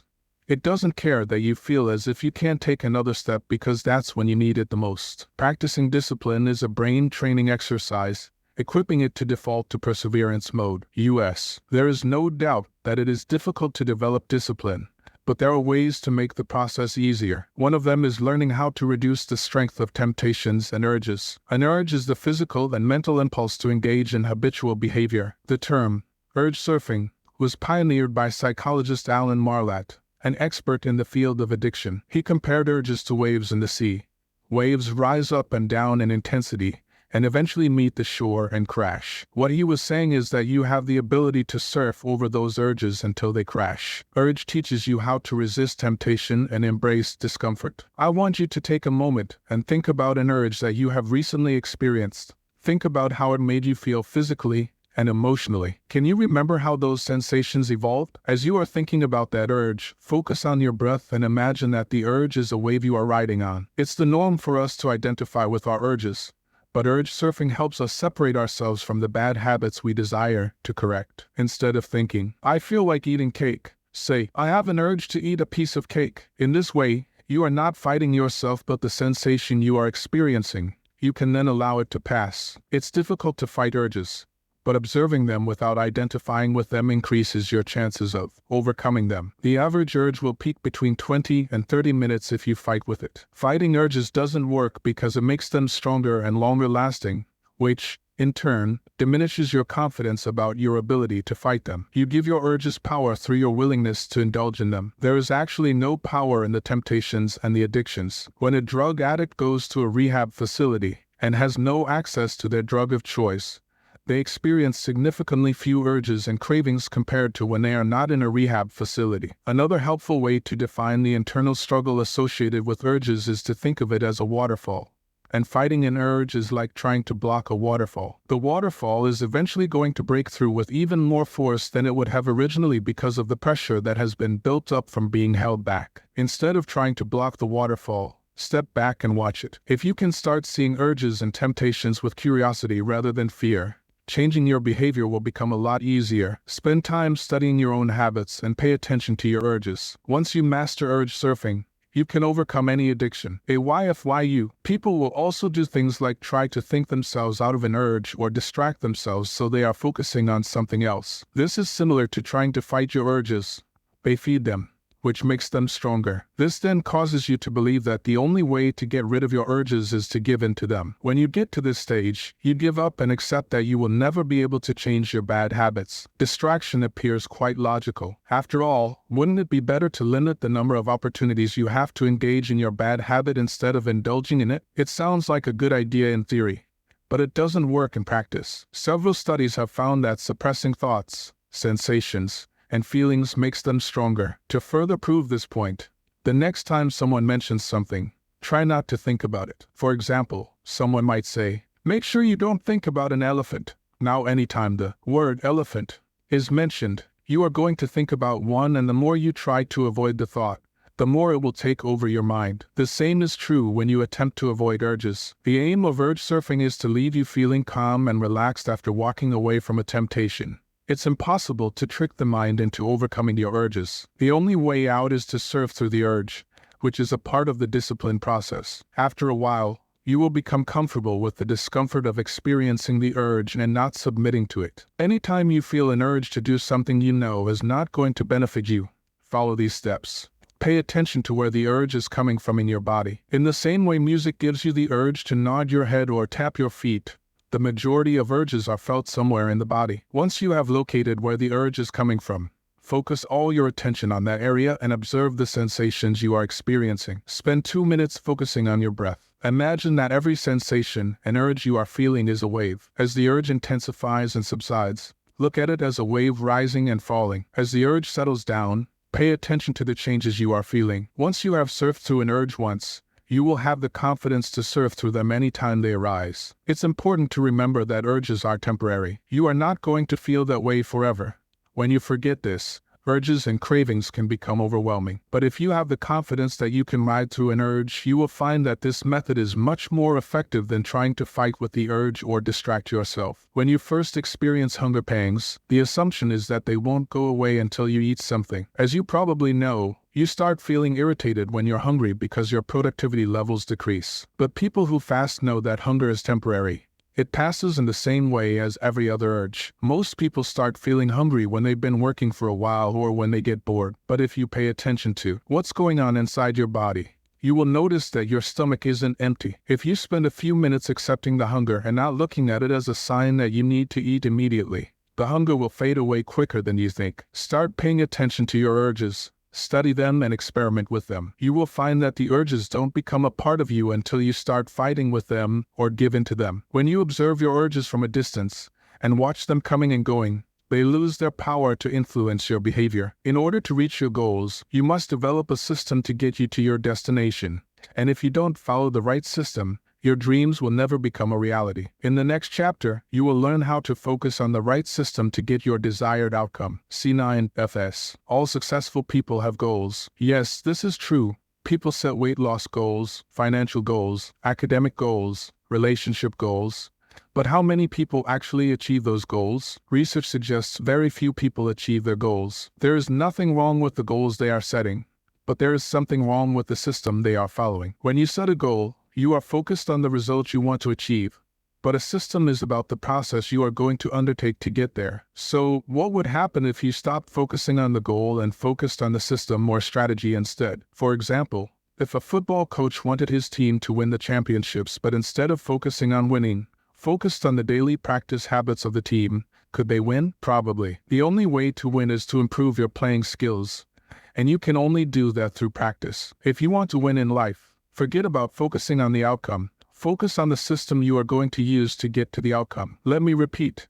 I am in no way stating that you shouldn't set goals. Goals are necessary. If you don't know where you are going, how are you going to develop a system to get there? However, if you spend too much time looking at your goals without putting a system in place to get there, you are going to fall into that 92% of people who fail their New Year's resolutions each year. WDWF. Everyone who competes in the Olympics wants to win, and everyone who goes to a job interview wants to get hired. So why is it that only one person gets the gold medal and only one person gets the job? The person who came second or third had the same goal, but they lost. What happened? The winner used the right system or strategy. The losers didn't. GDLYDCYH. Your bedroom has looked like a bomb has hit it for the past 2 months. So you set a goal to tidy it up, which you do. But in 2 weeks' time, it looks like a bomb has hit it again. Why? Because you have a bad habit of being untidy. You set a goal to lose 10 pounds, and you find enough motivation to go on a 30-day smoothie fast. You lose the weight, but in 2 months you've put it back on again. Why? Because you've got a bad habit of unhealthy eating. So when the room gets messy again, and the weight returns, you'll be hoping to find the same level of motivation it took to do it the first time. This is a bad system, and you will live your life continuously chasing outcomes if you don't change it. There is no point in taking Tylenol every time you get a headache. The headaches keep coming back for a reason, and all you are doing is treating the symptom, and not the cause. The cause may be that you don't drink enough water. And once you get into the habit of drinking enough water, the headaches will go away. When you solve problems at the level of the result, you only get a temporary outcome. Once you resolve the inputs, the outputs will resolve themselves. RYGPLYH. What do I mean by this? When you are on the other side of your goal, you think, if I could just reach that weight, I'd be happy. If I could just make enough money to buy a new house, I'd be happy. Again, there is nothing wrong with these goals, but you are putting happiness off until you achieve the goal. You make happiness something that only the future version of yourself can enjoy. Additionally, goal setting creates an either-or conflict. You either achieve your goal and you're a success, or you don't, and you're a failure. Life is full of ups and downs. You may get to your destination by taking a completely different route than you had planned, and that different route might take a lot longer than you had anticipated. This doesn't mean you are a failure, and neither does it mean that you can't give yourself permission to be happy. The only solution to this problem is to work from a systems-based approach. And as long as your system is running, you have the right to be happy because you know you are working toward your end goal. TYY. When all your energy is focused on reaching a particular goal, what do you have left to motivate you once you have achieved it? This is one of the reasons why people go back to old habits once they hit their target. The main aim of setting a goal is to win the game, whereas the main aim of building a system is to keep playing the game. Life isn't about making single accomplishments. It's about continuous improvement, and ultimately, it's your dedication to the process that will determine the extent of your progress. The good news is that there is nothing wrong with you if you are finding it difficult to build good habits. The problem is the system you are using. Bad habits remain not because you don't want to change them, but because you have adopted the wrong system. If your system is wrong, you will fail every time. WYKRBH. We all know the feeling of starting a good habit only to fall back into our bad habits a few days later. It appears that the habits that are good for us, like exercise, journaling, and meditation, are great for a day or two, and then they just become a burden. Bad habits seem to be a part of our DNA, and there doesn't appear to be an end in sight. No matter how hard you try, unhealthy habits like smoking, eating junk food, procrastinating, and watching too much television seem impossible to overcome. There are 2 reasons why changing our bad habits is challenging. First, we focus on changing the wrong thing, and second, we focus on changing them in the wrong way. Let me break this down a bit further. TLC. I think of change like an onion. There are several layers and each layer is unique in its own right. Here are 3 of the main layers of change. 1. The outcome. Goal setting involves changing outcomes. For example, you want to lose 20 pounds. You want to win first place in your chosen sport. You want to publish a book, etc. 2. The process. Once you have set the goal, you then need to change your habits and systems. The process is associated with habit building. This might involve working out every day, keeping your desk organized, or developing a meditation routine. 3. Your identity. Your success is dependent upon changing your identity. You will need to transform your belief system and change the way you think about yourself, others, and the world in general. Outcomes focus on the results, and processes focus on what you do to get the results. Your identity is centered around your belief system. You can determine what a person believes by evaluating their lifestyle. The difficulty in building habits is where we begin. When your main focus is on what you want to achieve, your goal is not to make these changes a lifestyle. You are only making the changes to get the results. When your focus is on getting results, you will stay on the never-ending treadmill of trying to make it, because even if you do achieve a certain level of success, you will find yourself reverting back to old habits shortly after. It's like the person who is always going on a diet. They lose the weight for the wedding or the vacation, and as soon as it's over, they are back to slouching in front of the TV with a pizza. Imagine 2 people who have decided to give up smoking. When they are around smokers and someone offers them a cigarette, one of them replies, "Thanks for asking, but I'm trying to give it up." This sounds like a great response until you peel back the layers and analyze the mindset behind that statement. Stating that you are trying to give it up means that you still see yourself as a smoker. To achieve your goals, you've got to change your belief system. The second person says, "Thanks for the offer, but I don't smoke." The wording is similar, but the second person has chosen to change their identity. They used to be a smoker, but that habit is no longer something they indulge in. Most people are not aware that the key to lasting change is to change their identity. Their focus is on the outcome and nothing else. When a man decides he wants a body like Michael B. Jordan, his main concern is the outcome. People set goals without understanding that their actions are determined by their belief system. There is a belief system behind every action. If you don't believe in Jesus Christ, you are not going to go to church and pray. When people behave in ways that contradict their belief system, it won't last. If you want more financial freedom, but you are always spending money because that's what you saw your parents do, your belief system hasn't changed, and you will find that you will keep spending more than you earn. If you want to lose weight, but your belief system is centered around binge eating, you will continue overeating when you are under pressure. It is impossible to get rid of bad habits and build good habits if you don't change the belief system that is attached to the behavior. CYBS. Brian Clark is an established entrepreneur from Boulder, Colorado. Clark had a bad habit of biting his nails. He bit his nails as a child anytime he felt nervous,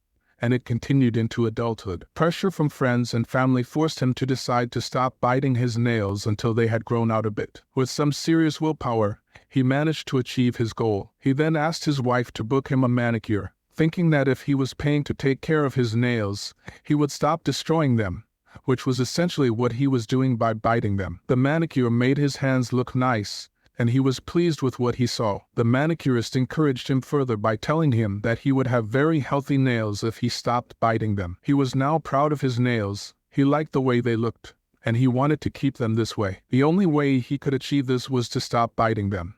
And that's exactly what he did. And he hasn't looked back since. Brian didn't set out to give up the habit of biting his nails.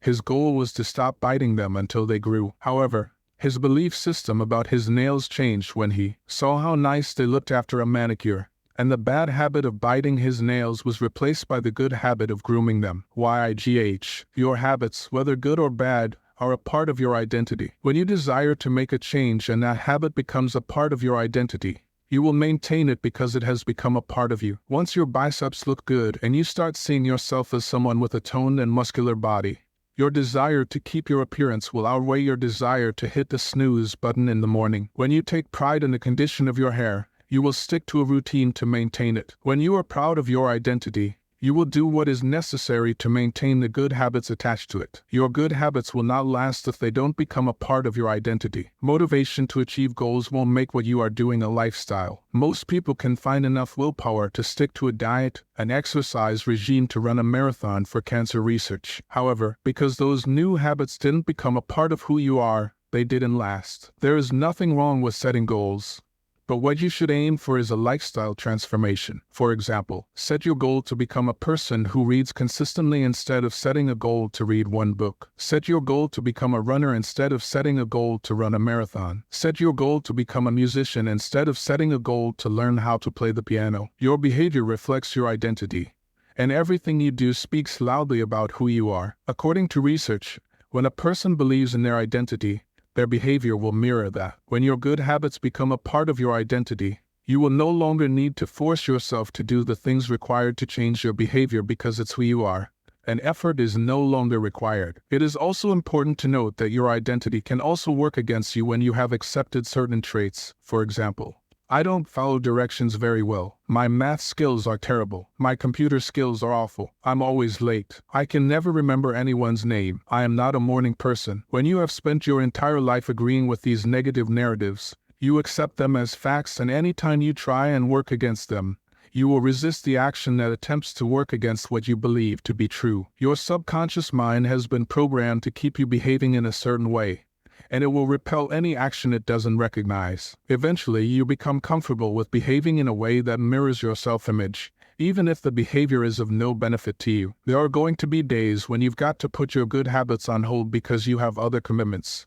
However, this is rare unless you have a serious emergency. When our bad habits become the norm, it is common to make the excuse that we are too busy to fit in good habits, despite the fact that we have just spent a few hours scrolling through social media. Your identity will prevent you from forming good habits, and in order to make progress, you will need to spend time on learning your current habits. As well as the Navy SEALs, Zen Buddhists are some of the most disciplined people in the world. In the next chapter, you will learn about their philosophy and how they build self-discipline. C10 ZPG. Wouldn't it be brilliant if you were able to cope with all life's major challenges and keep moving forward with a smile on your face? Wouldn't you like to live a life free from the anxiety we experience when things don't work out according to plan? What about letting go of the fear of not having done enough with your life? Or letting go of the fear of death? In this chapter, you are going to learn about the basics of Zen, an ancient philosophy that has enriched the Eastern lives for thousands of years. Its concepts will help you develop a greater level of self-discipline so that you can achieve your goals. Over the last 20 years,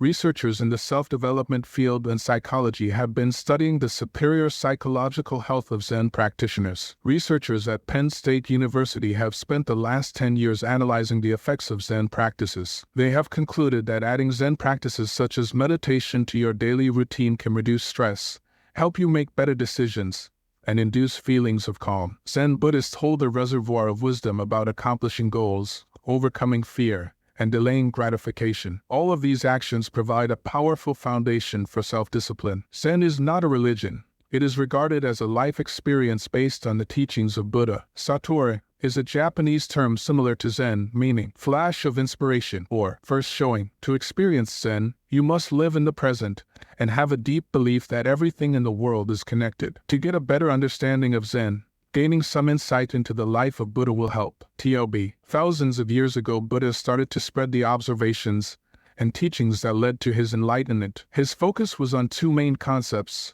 The first was that it was a natural part of human life to experience suffering. The second was that in most cases, we are responsible for the suffering we endure. Buddha departed from his life of luxury to get a better understanding of the world he was living in. He wanted to dig deeper into the concept of existence. He found that the majority of people were not happy. He eventually concluded that if we are going to reach the point where we believe that life has meaning, we must let go of self. We must let go of the idea that the world consists of I and you, and accept that everything is interconnected. Once we have achieved this level of insight, the cares of this world, such as acquiring material possessions and social status, will no longer concern us. We can then begin to lead a much more balanced life by putting all our energy into moral development. We will also free ourselves from unnecessary suffering by relinquishing the idea that external events can make us happy. LPM. Buddhists believe that we should live in the present moment, and the past is nothing but a set of interpretations and memories. We have not yet entered the future,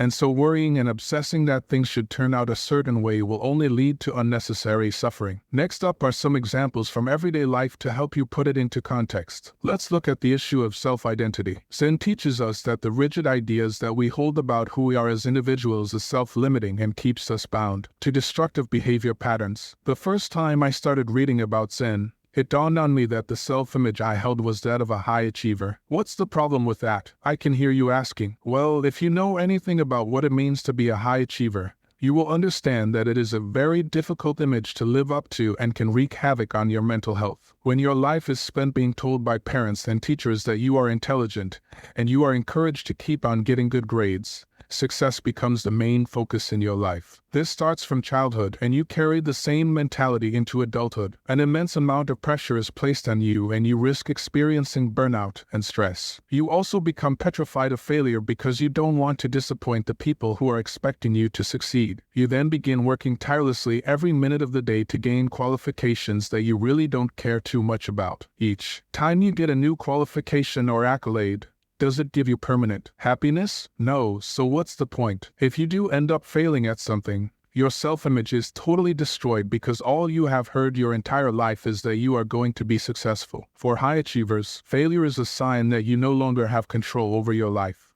And no one wants to feel as if their life is out of control. CPSD. So why will incorporating Zen principles into your life help you master self-discipline? First, you will accept that since there is no escape from suffering, you should prepare for it by working towards your goals. Second, you will have the ability to control your mind. Instead of wasting time and energy thinking about regrets and ruminating, you will focus on appreciating the present moment. Third, you will stop allowing fear to control you because fear is nothing but the result of thinking the worst about whatever situation you are in. If you learn how to stop focusing on negative possibilities, fear won't be able to dominate you. You will begin to think more clearly, and you will be much calmer because you are no longer battling with your negative thoughts. Since Buddhism is all about living in the present, it only makes sense to question why you should even bother focusing on achieving your goals. However, the principles of Zen are not opposed to people becoming successful and accomplishing great things in life. Of course, you should plan for the future. Only a fool would fail to do so. The idea is that you shouldn't live in fear concerning your future. Buddha put together a spiritual framework known as the Eightfold Path, and in it he provides guidelines about right speech, right view, and right action. These guidelines are not only proactive, but they are also goals. The Eightfold Path makes it clear that the principles of Zen are not opposed to goal attainment. When you live in the present, you think about the small steps you can take to achieving your goals instead of focusing on the fact that you are so far from where you want to be. When you don't live in the present, it is easy to start feeling demotivated when you look at your current situation and start thinking about what you don't have. It makes the journey ahead seem so much longer. The question then becomes, how can you train yourself to start thinking like a Zen Buddha? HMSDSW. Now that you have a better understanding of the main principles of Zen, it's time to look at the lifestyles and habits of some of the most disciplined people on the planet. Buddhist monks. The Shaolin. By analyzing the monks' everyday beliefs and routines, you will begin to understand how applying the principles outlined above can set the foundation for a life of self-discipline. So, who exactly are these people who have mastered self-discipline in such a profound way? One of the most well-known Zen Buddhist temples in the world is the Shaolin Monastery in China. History states that it was founded around 1,500 years ago, when a Buddhist teacher called Bhagabhadra arrived in China from India. He decided that Buddhist teachings should be passed down from master to student. Prior to this, Buddhist monks had typically relied on written interpretations and scriptures. The Chinese emperor was very impressed with Bhagabhadra's idea, and as a result, provided him with the finances to build the temple. Not only were the monks trained in spiritual matters, but they were also trained in martial arts, and to this day are known for their superior fighting skills. They are taught a series of special moves including the Iron Head technique. Monks who have perfected this move are capable of breaking a slab of concrete with their forehead. The monks have become such experts that they often travel around the world to showcase their skills to large audiences. Despite several demolitions and attacks throughout history, monks still reside in the temple. The monks start their day at 5 a.m. and it ends at 11 p.m. And during this time, they participate in 3 main activities: essential temple activities such as preparing food and cleaning, kung fu, and the study of Buddhism. All monks spend several hours throughout the day practicing grueling exercises, as well as undergoing intense spiritual and mental training. They are restricted from having outside interests, and they own very few material possessions. When a monk joins the temple, they must shave their head to pledge allegiance to Buddha teachings and to demonstrate that they are willing to relinquish their attachment to material possessions. So, what is the Buddhist monk's secret to such a high level of self-discipline? Matthew Ahmed is a British-born monk who spent several years training at the temple. He discovered that the Shaolin have a very different attitude than Westerners. First, the monks live with the most basic facilities.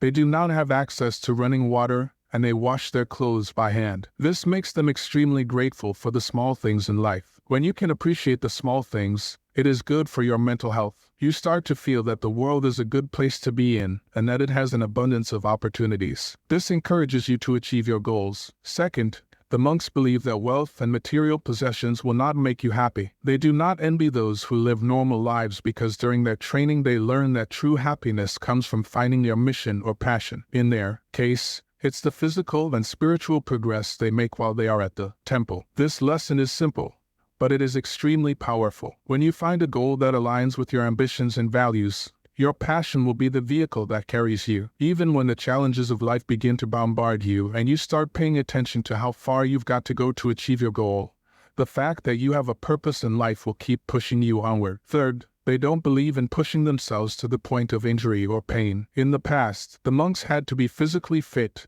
and ready to defend themselves at all times in case there was an attack on the temple. They believed that a monk who was injured or ill because of too much mental or physical exertion would be incapable of defending the temple. The same attitude is held by the temple inhabitants today. Even though the monks spend many hours in physical training, they also take the time out to relax. They understand that you don't need to be busy to be productive. The monks are taught that to avoid burnout, you need to slow down. This is one of the reasons why they meditate. According to Ahmed, this is the most effective way of building psychological strength, reducing mind chatter, and learning how to balance downtime with hard work. The monks spend several hours per day meditating. Kung Fu practitioners believe that it's important to have control over your emotions so that you are not dominated by negative impulses. To be an efficient fighter, you must learn how to harness your essential life force. The word qi is how the Shaolin tradition describes this concept. In Chinese, the word qi means temper, air, and energy. Monks spend several years training in Kung Fu and Tai Chi.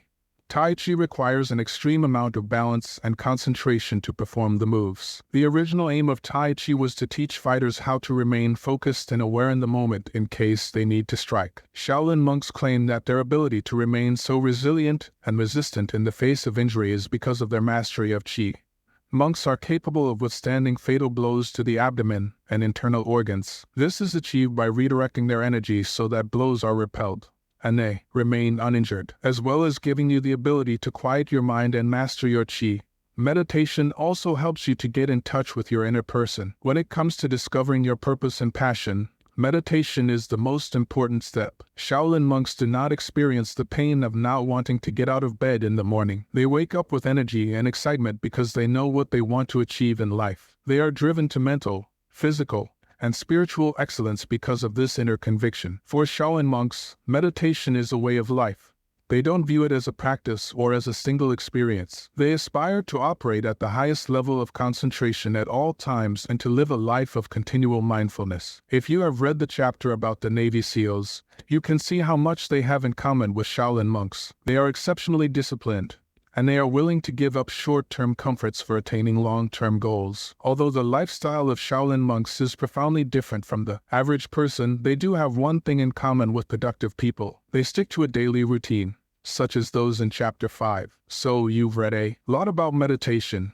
In the next chapter, you are going to learn how you can start using this powerful spiritual practice to improve your self-discipline. C11 MS DF. In the last chapter, you read about how important meditation is for improving self-discipline. In this chapter, you will learn a few basic exercises that will help improve your meditation skills. Some people might not be interested in meditation because they assume it's a boring practice that involves you sitting cross-legged for hours at a time humming. This is a totally false assumption. First of all, you don't need to remain seated for hours to meditate. Second, meditation is a lifestyle and not a practice.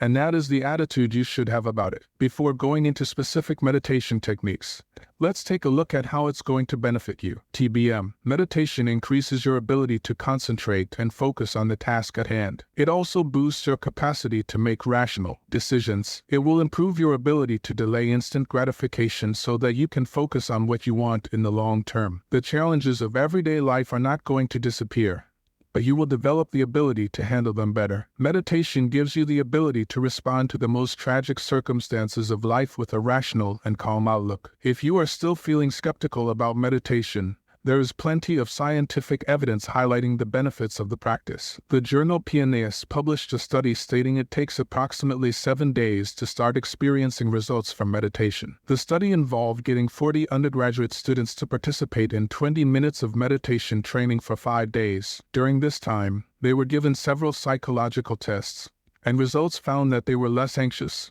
less stressed, and less tired than the control group. Think about how your productivity would improve if you had more control of your thoughts, and you had more energy. Even when you are not motivated to do what needs to be done, the skills you learn through meditation will push you through. And this is what self-discipline is all about. MT. Before you begin, read these instructions over a few times so you are familiar with them, and won't need to keep breaking your concentration to go back to the book and find out what you need to do next. TJST. This seated meditation technique is referred to as Zazen. Shaolin monks practice it often, and it involves you sitting comfortably. You can sit upright on a chair, sit with your legs crossed on the floor, or adopt the lotus position if you wish. If you don't want to fall asleep during the process, it's not advised that you do this in bed. Sleep is a good thing. However, in order to reap the full benefits of meditation, you need to stay awake. Once you have found a comfortable position, keep your back straight, but make sure it isn't rigid. Don't clamp your mouth shut, but keep it closed. Keep your eyes open, but don't stare. Your gaze should remain soft and focused on the floor around 2 feet in front of you. Once you are in the correct physical position, the next step is to focus on the mind. There are 2 different techniques. You can try them both and see which one suits you the best. Start by paying attention to your breathing. This silences the chatter in your mind and forces you to remain in the present moment. As you inhale and exhale, feel the way the air moves through your nostrils and mouth. Don't breathe from your chest, breathe from your stomach. In the West, we practice shallow breathing from the chest. This limits the flow of oxygen and causes us to feel tired. Buddhists believe it is important to practice proper breathing because it allows a good flow of energy through the body. Proper breathing has several health benefits. If you suffer from panic attacks and anxiety, it can be very helpful to learn how to control your breathing. Inhaling slowly through the nose and out through the mouth balances oxygen levels in the body, which will make you feel better. TST. The second technique is referred to as Shikantaza, which means just sitting. This exercise is slightly more challenging than the one described above, so don't get discouraged if you feel that it's not working out for you after a few attempts. Sit and pay attention to what is going on around you and within you. Most people find that their mind is full of noise when they practice this. When you sort through the information going through your mind, you will realize that you carry around a lot of junk. However, the aim here is not to judge yourself about the things you are thinking about, but to acknowledge each thought and then let it go. Envision your thoughts as clouds floating along in the sky. You can't get them to disappear, but you can watch them as they pass you by, instead of focusing on what they mean. Once you learn how to do this, your negative thoughts won't have such a bad effect on you, and you will be able to let them go and redirect your energy toward things that are more productive. Not only will you be a more positive and happier person, but you will also stop wasting time on behaviors that don't serve you. You will begin to feel empowered as you take control of your mind. Whether you are just sitting or focusing on your breath, your mind will start wandering. You will have thoughts such as, "This is stupid. Why am I wasting my time?" Or, "I think too much. I will never be able to empty my mind." Don't allow yourself to get caught up in the mental chatter. As soon as you realize that you have lost control of your thoughts, try to focus on the present again. Don't start condemning yourself for it because you will invite more mental chatter, and that is what you are trying to get rid of. Meditation is a skill, and the more you practice it, the better you will become at it. If you've been living the fast-paced Western lifestyle for your entire life, don't expect to achieve inner peace overnight. However, as the research states, you should start to feel in control of your emotions and life, and a lot calmer within 7 days of consistent practice. If you find it difficult to sit still for more than a few minutes, or you suffer from such severe anxiety that you find it unbearable to sit and confront your thoughts, try Kinhin, a form of Zen walking meditation. Start by removing your shoes and socks, and then stand up straight, but don't stiffen your back. Stand firm without rocking back and forth on your feet. Your weight should be evenly distributed, and you should feel grounded. Draw your thumb toward your palm and then wrap your fingers around your thumb. Lightly place your hand against your stomach just above your belly button. Position your right hand over the top of your left hand. Gaze at the floor about 6 feet in front of you. Your gaze should be concentrated but soft. Take one step forward with your right foot. Each time you breathe in and out, take one step forward. As you walk, aim for slow, controlled movements in a clockwise direction. It will take an incredible amount of self-discipline to keep an even pace. This is an excellent way of developing self-control. Every time you complete the meditation, you prove to yourself that you have the ability to master your movements. This translates into a more proactive, stronger, mental attitude that will benefit every area of your life. When developing good habits, the aim is to start small and then scale up. Therefore, it is advised that you start with 10 minutes a day, 5 minutes in the morning and 5 minutes in the evening. From now on, make meditation a non-negotiable part of your life. Don't try to meditate, just do it. The word try is a recipe for disaster. In the next chapter, I will tell you why. C12 WYSN TDA. One of the most helpful things you can do right now on your journey to improve self-discipline is to remove the word try from your vocabulary. This minor change will transform the way you see yourself and boost your self-esteem. The way you think is not the only thing that shapes your life. Your words have power whether you say them out loud or in your head. They influence the way you see yourself and how far you succeed. In this chapter, you will learn how the word try can hold you back from achieving your dreams and put a limit on your self-discipline. STYB. As children, we are encouraged to try our best. Well-meaning teachers and parents tell children that as long as they try their best, the end result doesn't matter. Popular sayings such as, "At least you tried," or "It's the taking part, and not the winning that's important," further reinforce this attitude. It is a comfortable sentiment because it suggests that there are always going to be other opportunities to succeed. The reality is that there are going to be times when you won't get another chance to make it right. You've got to capture that moment because you will never get it back. From this day forward, you are not going to try. You are going to do. You must be decisive and have courage in everything you say and do. As a result, you will start to respect yourself more. And so will other people. They will regard you as a proactive winner instead of someone who does nothing because they are afraid to fail. When you have made up your mind that the only thing you can do is try instead of expecting to succeed, you are accepting that you are putting a limit on what you are capable of achieving. There are times when fate will be on your side, and you will achieve what you set out to with the try mindset. However, as a general rule, life will give you exactly what you give to it. And when you take action instead of just trying, you will always get better results. There are different shades of gray to try. This means that when you aim to try instead of do, you are less likely to hold yourself accountable. When you operate with a try mindset, you give yourself plenty of room to give up as soon as you feel that you've done enough. How hard will you try until deciding that you have done enough? Your effort is difficult to measure, isn't it? This opens the door to self-deception because now you can tell yourself that you've tried even though you've made minimal effort. On the flip side of this, when you actually do, the evidence is there for you and others to see. It's simple.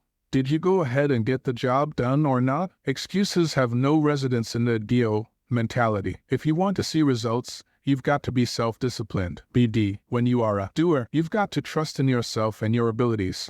But at the same time, you've got to be realistic. For example, if you need to lose 100 pounds, don't expect to lose the weight because you worked out and dieted for 1 month. Take an honest inventory of your strengths, weaknesses, and skills. Taking inventory of what you are capable of is an act of self-discipline in itself because it takes courage to confront yourself in this way. Don't waste time indulging in a poor me attitude. This isn't going to get you moving in the direction of your goals. If you know that you have what it takes to succeed, go out there and get it done. If you want to achieve something that is going to require help from others who are more knowledgeable than you, ask for help. If you need to acquire a new skill set, go out and get whatever qualifications you need to turn the dream you have into a reality. It is also important that you have total belief in yourself and that what you are doing will help you accomplish your goals. You will need to put in a lot of effort and spend plenty of time reflecting on yourself, your life, and the direction you are heading. However, by this point, You will have accepted that the only way to achieve anything of value is through hard work and dedication. Before you start working on a new project, make sure you are fully aware of what you want to achieve. Thinking about it is not enough. Get a pen and notepad and write it down. If you are unsure of your aims, delay getting to work until you are sure, because if you don't know where you are going, you will end up wasting a lot of time and energy. Also, when you fail to plan, failure is inevitable. You run the risk of developing a reputation as someone who is always starting new ventures and never completing them. You then get trapped in a vicious cycle that ultimately will erode your self-esteem and confidence. There is only one solution to this problem. Choose your goals according to your abilities. Once you are confident that you can succeed, go for it. Trying is a recipe for disaster, whereas doing is decisive and assertive. Trying leads to unhelpful, negative beliefs that will prevent you from achieving your goals. For example, let's say you want to lose 20 pounds, and you say that you will try to work out throughout the week and you will try to stick to your new diet. Through the words you have spoken, you have already set yourself up for failure when you set out to try. What you are saying is that you are not confident you can do this, and you get stuck thinking about what will happen if you don't hit your target. The more you focus on the things you don't want, that is what you will attract into your life. When you have decided that this is what you are going to do, you will begin to envision the slimmer version of yourself wearing swim shorts or a bikini and feeling attractive and confident. SRGBY. Successful people understand that if they are going to achieve their goals, they must believe they will succeed and keep pushing themselves harder instead of trying. They do. For example, one of the most successful self-development experts in the world, Deepak Chopra, is well known for his high energy levels and productivity. At 73 years of age, he is still traveling the world giving speeches. When asked how he manages to keep building his publishing empire despite the number of other demands he has in his life, one of his responses has been, "Don't try, do." Apart from eliminating words such as try from your vocabulary, how else can you change your mindset from a person who tries to someone who does? You can start by setting goals for yourself that you know you will accomplish. For example, saying you will spend 5 minutes per day exercising is achievable and will give you the confidence that self-discipline is a realistic possibility for you. Positive self-talk is also an important factor in this process. Once you have set yourself a realistic goal, remind yourself several times throughout the day that you are going to do it. Also, when you are confident about the direction you are heading in and how you are going to get there, you are more likely to arrive at your destination because you have a clear idea of where you want to go. In the next chapter, I am going to speak about the habits of winning and losing. No one wants to lose, and everyone wants to win. However, your habits will determine which category you fall into. C13. WLWOAY. If you are confused about what goals to set for yourself, start with deciding that if you don't do anything else in life, you will reach your full potential. You will find that to reach your full potential, you need a combination of self-awareness and self-discipline. Even when we are doing nothing, life never stands still. It is an ever-changing and dynamic experience, and you will only start to live your best life when your perception of life changes. Life is a training academy. We are always learning and always growing. Your education shouldn't stop because you've graduated from college or high school. When you sit still for too long, you run the risk of losing momentum. There is no opt-out clause in life. You are either practicing going in the winner's direction or the losing direction. Which direction you choose to take is up to you. Nobody can make that choice for you. In this chapter, we will cover 5 basic rules that will equip you to excel in every area of your life. Whether you want to lose some weight, find a loving relationship, or become more efficient at work, these principles will help you do so. Once you have mastered these strategies, not only will your productivity rise to new levels, your confidence and self-esteem will too. A quick reminder, there is nothing easy about success.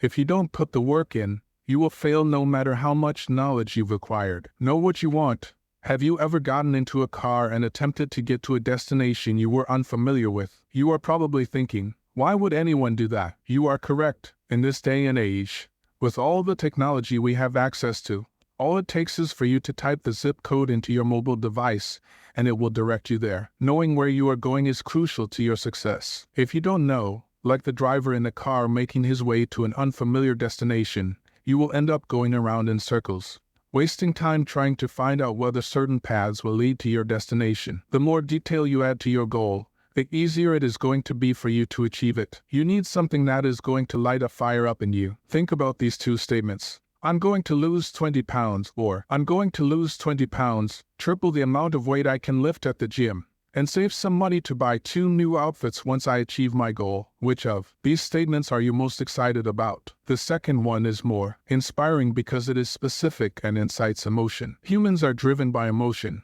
We need to feel something before we act. When deciding what you want, you also need to consider your why. Pursuing a goal for the sake of it is not going to get you out of bed in the mornings. Why do you want to achieve this goal? Everything you set out to accomplish should line up with your core values and ultimate purpose in life. For example, you might have a goal to write a 100,000-word book about how you overcame depression. To the average person, this sounds like an impossible task.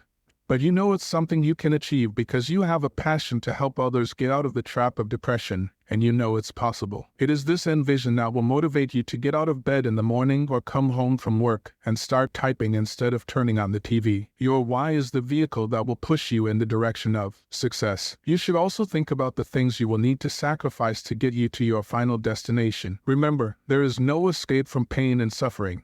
And this is also true when it comes to achieving your dreams. If you are going to achieve anything worthwhile in life, you will need to give up something. For example, if you want to meet a certain financial goal, achieving it might require that you get a second job and stick to a strict budget. If you want to lose weight, you will need to wake up earlier and work out. When you are setting your goals, think about the things you will need to give up so that you don't get disheartened along the way. Furthermore, taking into consideration the things you will need to give up will help you decide whether the goal you want to achieve is really worth the sacrifice. Don't cut corners.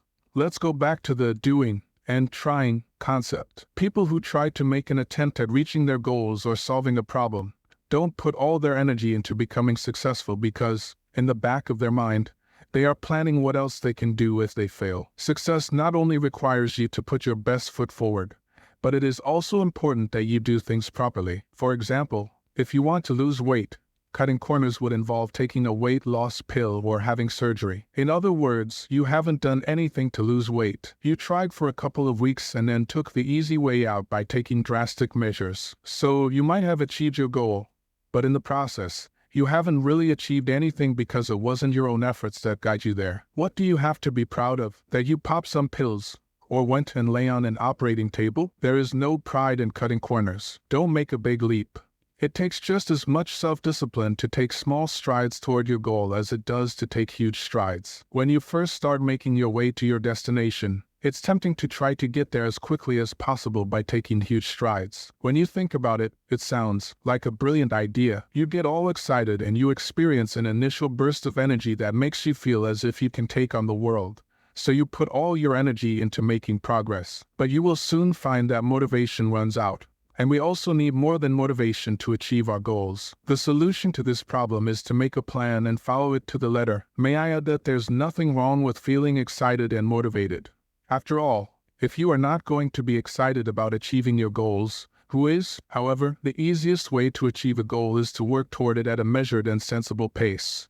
Keep a journal and use it to monitor your progress. Once you have arrived at your destination, you can look back at where you've come from and feel proud of what you've achieved. Repetition is the key to success. Let's say you have a goal to become fluent enough in Spanish that you can read a Spanish newspaper without struggling. Your first step in achieving this goal would be to work out what drills and exercises you will need to help you master the vocabulary, grammar, and spelling of the Spanish language. You might need to download a few apps, buy some books, or pay for some lessons. Your next step is to commit to repeating those exercises every day. There is nothing fun about repetition, but it is one of the requirements for success. Sometimes, you are going to feel frustrated because it seems as if you are not making any progress. You might miss a day every now and then, and that's fine. Just make sure you pick up where you left off and decide that you are going to recommit to this goal moving forward. Don't waste any time making excuses or beating yourself up over it. Celebrate your wins. For example, if your goal is to run a full marathon and you are out of shape and haven't exercised in years, it's going to seem like an impossible task. However, the trick is not to focus on the end goal, or you will end up feeling disappointed and might give up altogether. Focus on reaching small milestones and celebrating every time you achieve one. So, you could celebrate every time you are able to run 2 miles nonstop. The next would be 5, then 10, etc. The more you win, the more you will start to see yourself as a winner. Whatever goal you want to accomplish, remember, what you choose to focus on is what you will attract. As long as you take consistent action and believe in yourself, you will achieve it. In the next chapter, I will tell you why it's essential that you find it exciting to chase your goals. C14 FLP. Once you know what goal you want to achieve, and you've developed a plan to get there, the next step is to enjoy the process. A lot of people get excited about finding their passion, setting goals, and putting a system in place. But when the reality of the amount of work that is required to achieve their goals sets in, they give up. The problem is that human beings don't like stepping outside of their comfort zone. In fact, the body is designed to operate in this way. Unless you were raised in a family where success was mandatory, and you were trained from childhood to develop good habits, you will find the process of goal setting very difficult. If you study the most successful athletes in the world, you will discover that the majority of them have been training since childhood. For example, before anyone knew who the Williams sisters were, their father started training them to become professional tennis players. At the age of 3, we saw Venus win her first professional match at the age of 14. That's 11 years in training. Cristiano Ronaldo is regarded as one of the world's greatest soccer players. He started training at the age of 11. Tiger Woods has been learning to play golf since the age of 6. The point I am trying to make is that excellence is not birthed overnight. You are not going to write out your goals and achieve them tomorrow. It's going to take some serious hard work on your part. If you are going to make the transition from setting goals to achieving them, it's essential that you learn to enjoy the process no matter how difficult it is. Why? Because if you attempt to rely on determination and motivation to get you through, you will give up before you've even started building momentum. In this chapter, I will teach you how to change the way you think about hard work and start enjoying the process of success. TPA. There are limitations to motivation. You feel empowered when you focus on your goals, but the daily grind of getting you there will completely drain your energy unless you learn to enjoy the work involved. The good news is that with some basic knowledge of psychology, you can start getting just as excited about the journey as you are about the destination. Have you ever trained an animal? If so, you will have some knowledge about the power of association. Psychologist Ivan Pavlov demonstrated this in the 1890s with a study he conducted on the way dogs salivated when they were fed. After some time, he noticed that the dogs would salivate when they heard the footsteps of Pavlov's assistant or when he walked into the room, even if he wasn't carrying any food. Pavlov concluded that the dogs associated mealtime with the sound of footsteps, which triggered an automatic salivation response. He investigated this further and introduced a bell to feeding time. Pavlov began to ring a bell just before mealtime, and within a few days, the dogs had formed an association with the sound of the bell ringing and mealtime. They would salivate at the sound of a bell even if there was no food. What relationship does Pavlov's experiment have with 21st century humans? It demonstrates that instead of having to force certain responses, we can make the process a lot easier by using the power of conditioning. If you can pair an unpleasant or difficult task with positive feelings, over time, you will start to enjoy the task because a positive association of action and feeling has been formed in your mind. What I am saying is that it is possible to feel happy at the thought of hard work. It might sound too good to be true, but to make it even better, the process is relatively simple and easy to accomplish. Your only job is to think about how you can trigger feelings of calm and pleasure before, during, and after you have completed a task. May I stress that even though this is a simple process, the only reason people fail is because they are not consistent. Conditioning doesn't happen overnight, and if you are not willing to put the work in over the short term, you will not reap the long-term benefits. Let's take a look at how this can work for you on a personal level. Let's say you want to launch your own company, but you need to put a business plan together to apply for a bank loan. You know that this will take several hours of research and then additional hours of research to put the plan together. The idea of sitting in front of your laptop to accomplish this goal fills you with dread, and so you keep putting it off. What can you do to form a positive association with this difficult task? Here are some ideas to get you started. HFPA. Think about your favorite snack or beverage.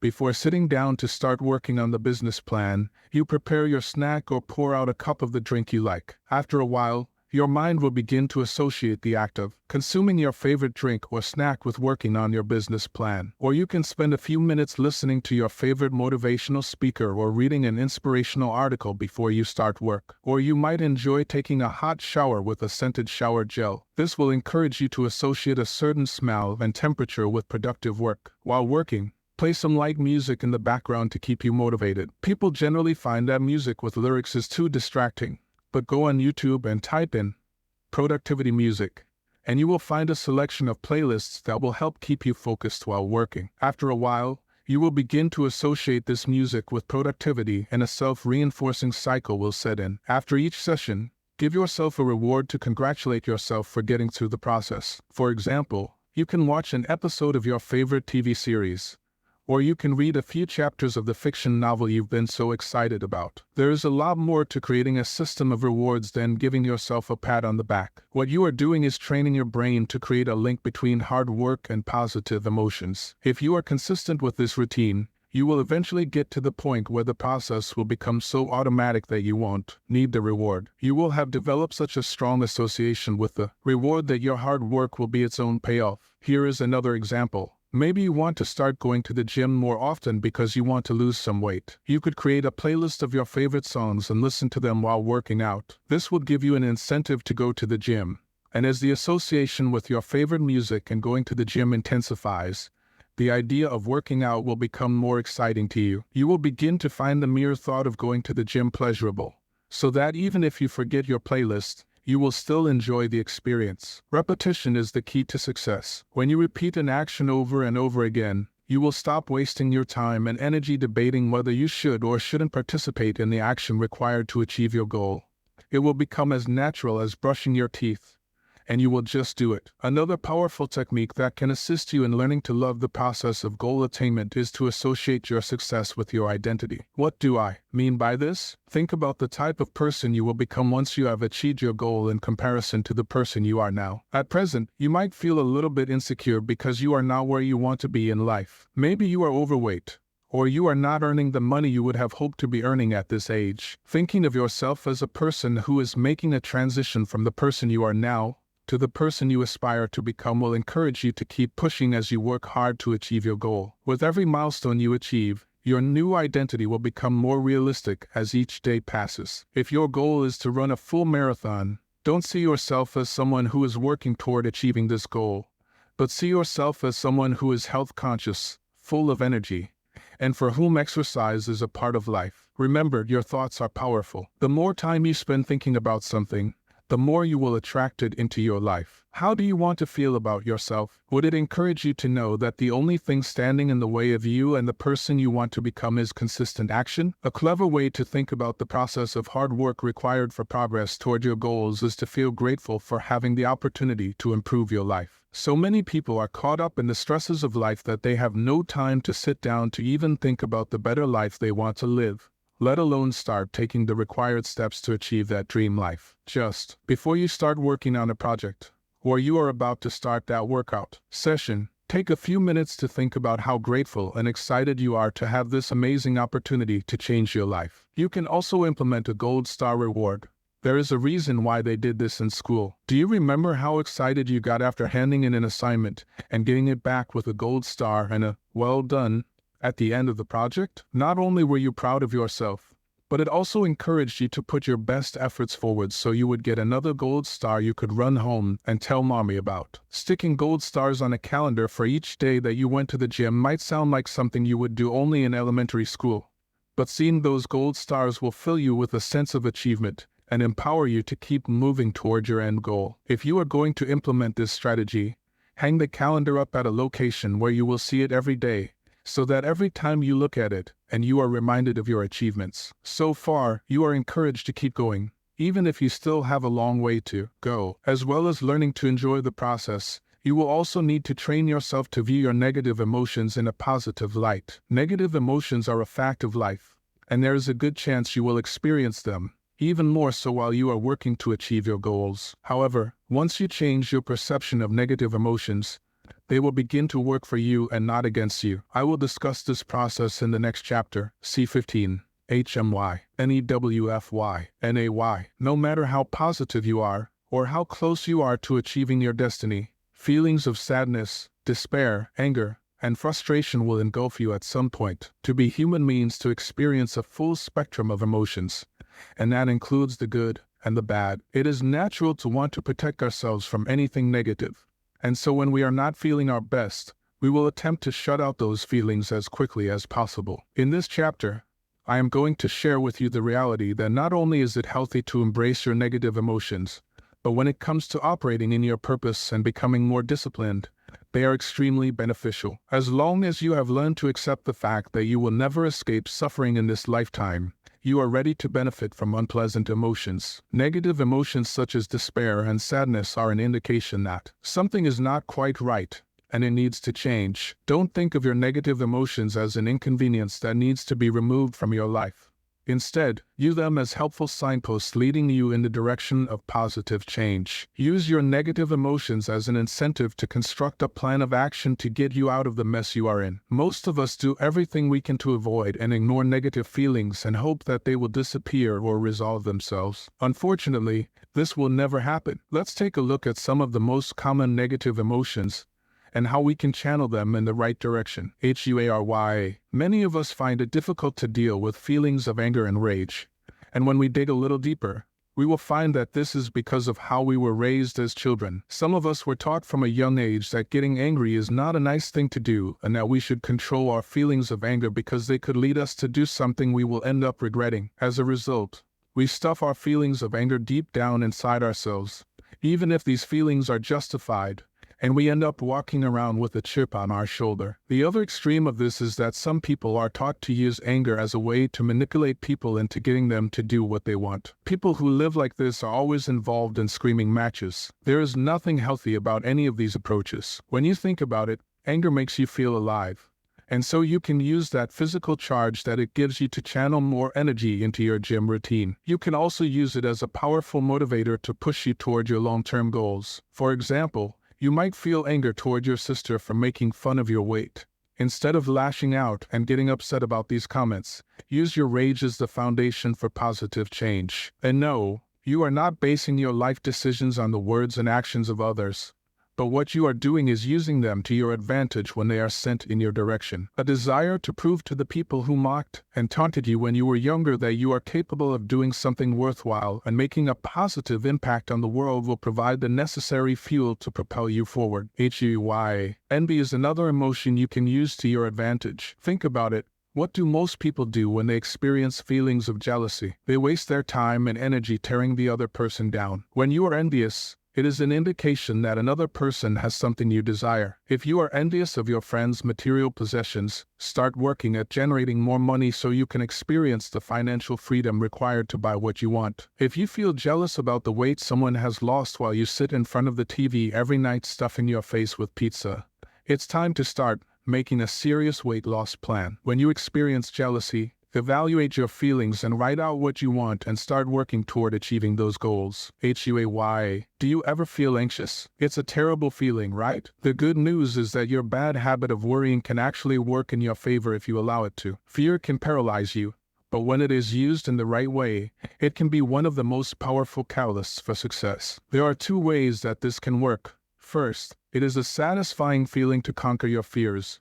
So just think about how awesome you will feel once you've achieved something that you were afraid of. It's a great way to stay motivated. Second, you can use fear as the foundation required to start taking constructive action. For example, let's say your job is at risk because the company you are employed by is experiencing financial difficulty. This is a scary prospect.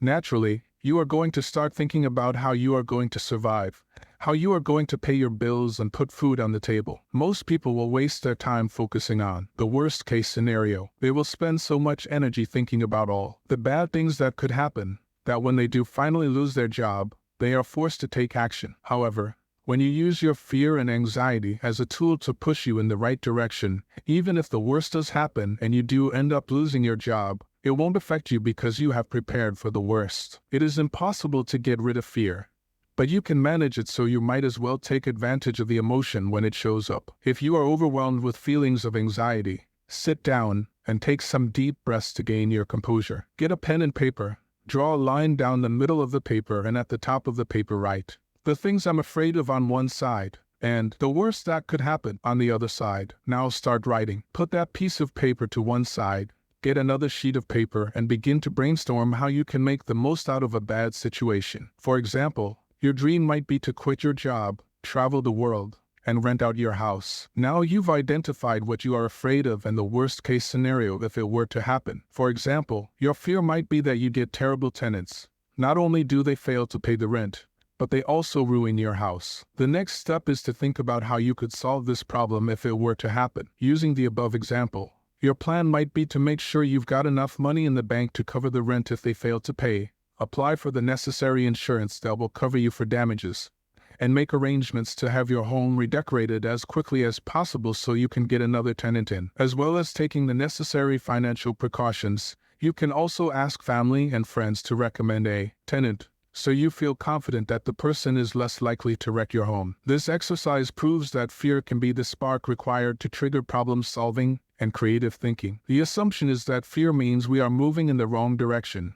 This is not the aim of fear. If you are afraid to make changes in your life, it is a positive sign. Why? Because it means you are stepping out of your comfort zone, which is one of the main requirements for success and progress. Consider the times in your life when you've had to push yourself to accomplish a major challenge. You probably felt an overwhelming sense of fear because you were doing something that wasn't familiar to you. But whatever the challenge was, you got there in the end, right? Never give fear the power to hold you back. And at the same time, don't go into battle with it. Accept fear as a natural human emotion and then work at moving towards your goal one step at a time. Everyone goes through life experiencing fear, but the difference between those who overcome it and those who don't is the ability to use your fears to your advantage instead of allowing them to paralyze you. USDYA. Sadness and despair are much more difficult to use as fuel to power you into the direction of success. However, it isn't impossible, and by using your imagination, you can use these emotions to your advantage. Let's say you have just gone through a messy divorce and your best friend has decided to turn her back on you,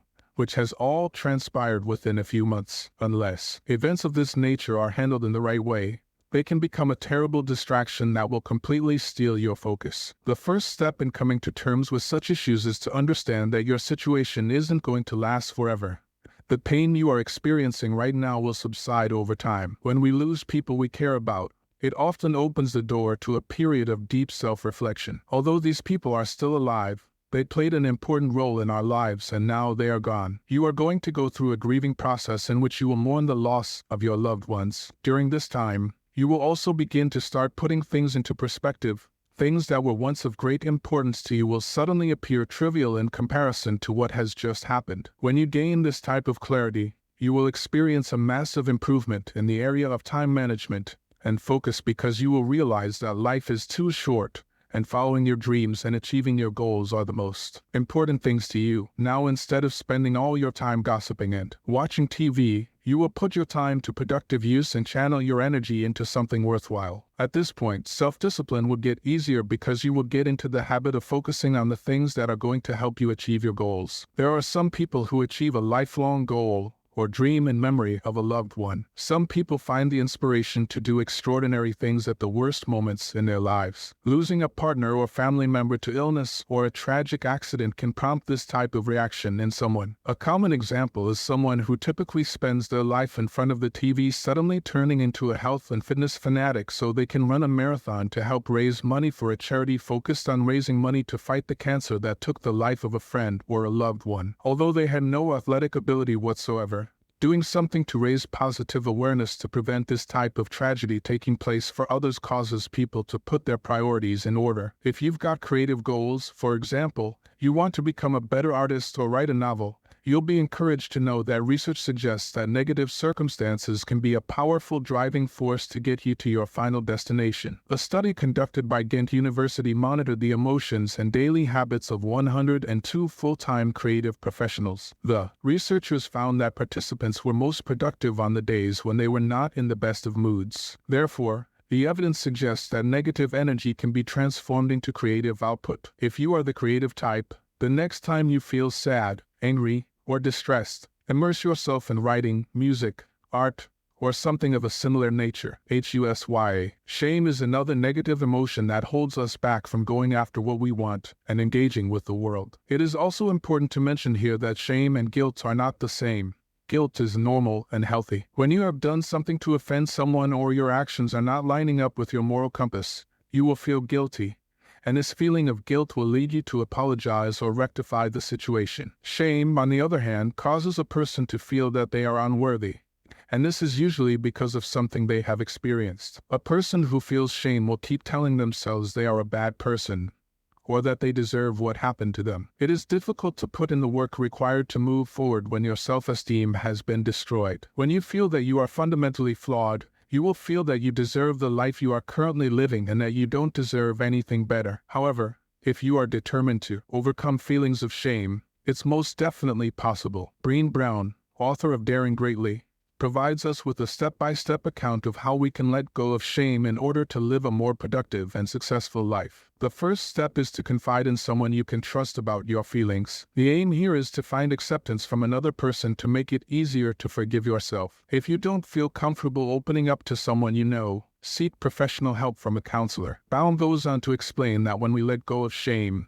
we grow in compassion for ourselves and those around us. Once we can accept that everyone is human, and we all make mistakes, you will start to believe that everyone deserves a second chance to make things right. Overcoming shame is an important step if you want to declutter your mind in order to focus on becoming all you were created to be. It is natural to get discouraged when you put a lot of time and energy into a project and it doesn't work out. The good news is that if you look at it from the right angle, time is never wasted if you are doing something productive. In the next chapter, you will learn about two important principles that will encourage you to never give up. C16, TPP, SL. Most of us have experienced that discouraging feeling when we have put in hours of work, but the project doesn't turn out the way we had hoped. In this chapter, you will learn why it's normal to devote so much time to your work but still feel as if you haven't gotten anywhere with it. Additionally, you will learn why accepting this truth will motivate you to develop an even greater level of self-discipline. To achieve this motivation, we will study two approaches: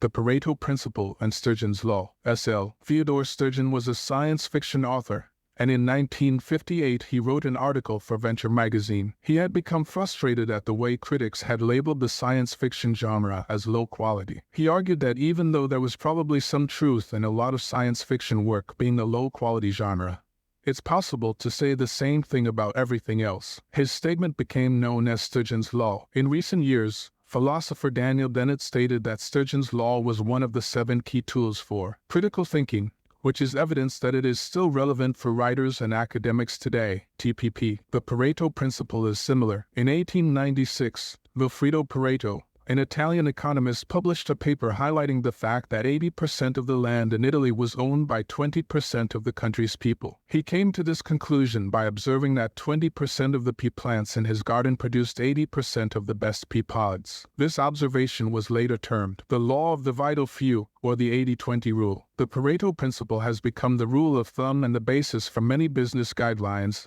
the most common one being that 80% of your business comes from 20% of your customers. HTLA, with your understanding of Sturgeon's Law, you are probably wondering why you should bother putting time and energy into a project if there is such a high chance of it being rubbish. The Pareto Principle is also off-putting because it tells us that our best results will come from only 20% of our work.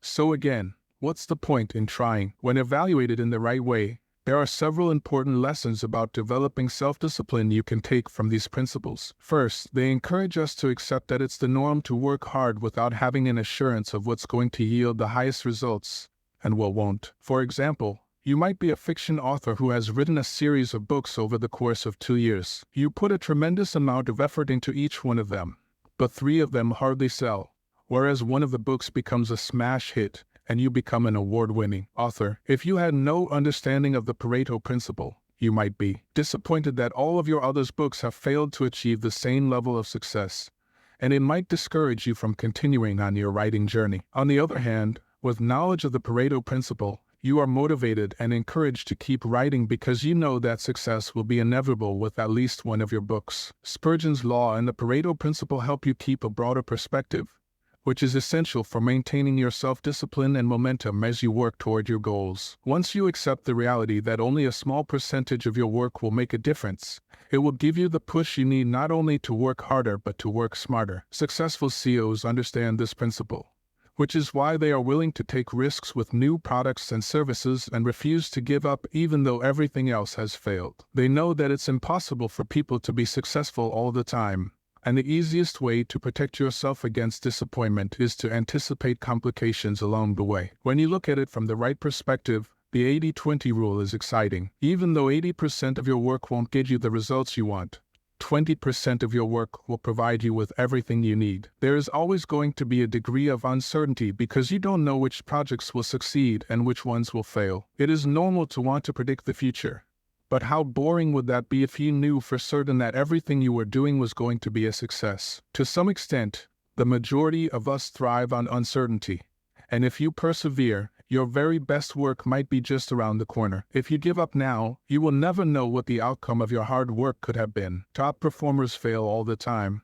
but they understand that all they need is a couple of major successes to set them up for life. The same principle applies to you too. It doesn't matter if you come up with some terrible ideas. What matters is that you keep going. HHF. There is a lesson to learn from every failure.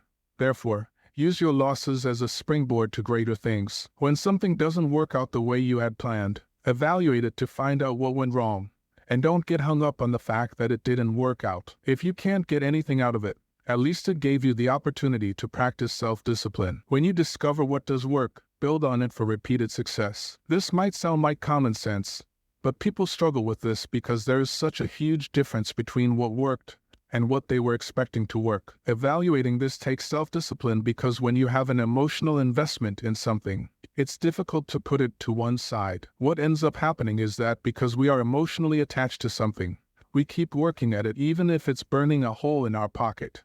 And being overly driven by a passion can have a negative effect on our psychological well-being. When this is looked at objectively, it's hard to understand. The person with no emotional attachment can look at the project and see that it's not working, as well as see why it's not working. But the person who has an emotional attachment to it will find it hard to admit they've made a mistake, and pride will not allow them to walk away from a failing project. On the other hand, if you are able to accept that your efforts are not going to give you the results you are looking for, you will develop the skill of knowing when to give up gracefully and start working on something else. Essentially, what you are doing is using wisdom to determine when it's time to sacrifice a fantasy and build on what's working for you. When you train yourself to focus on what's happening in the present as opposed to the things that could have been and might have been in the past, you will ultimately become a lot more productive. Being self-disciplined and determined is important if you are going to achieve your goals.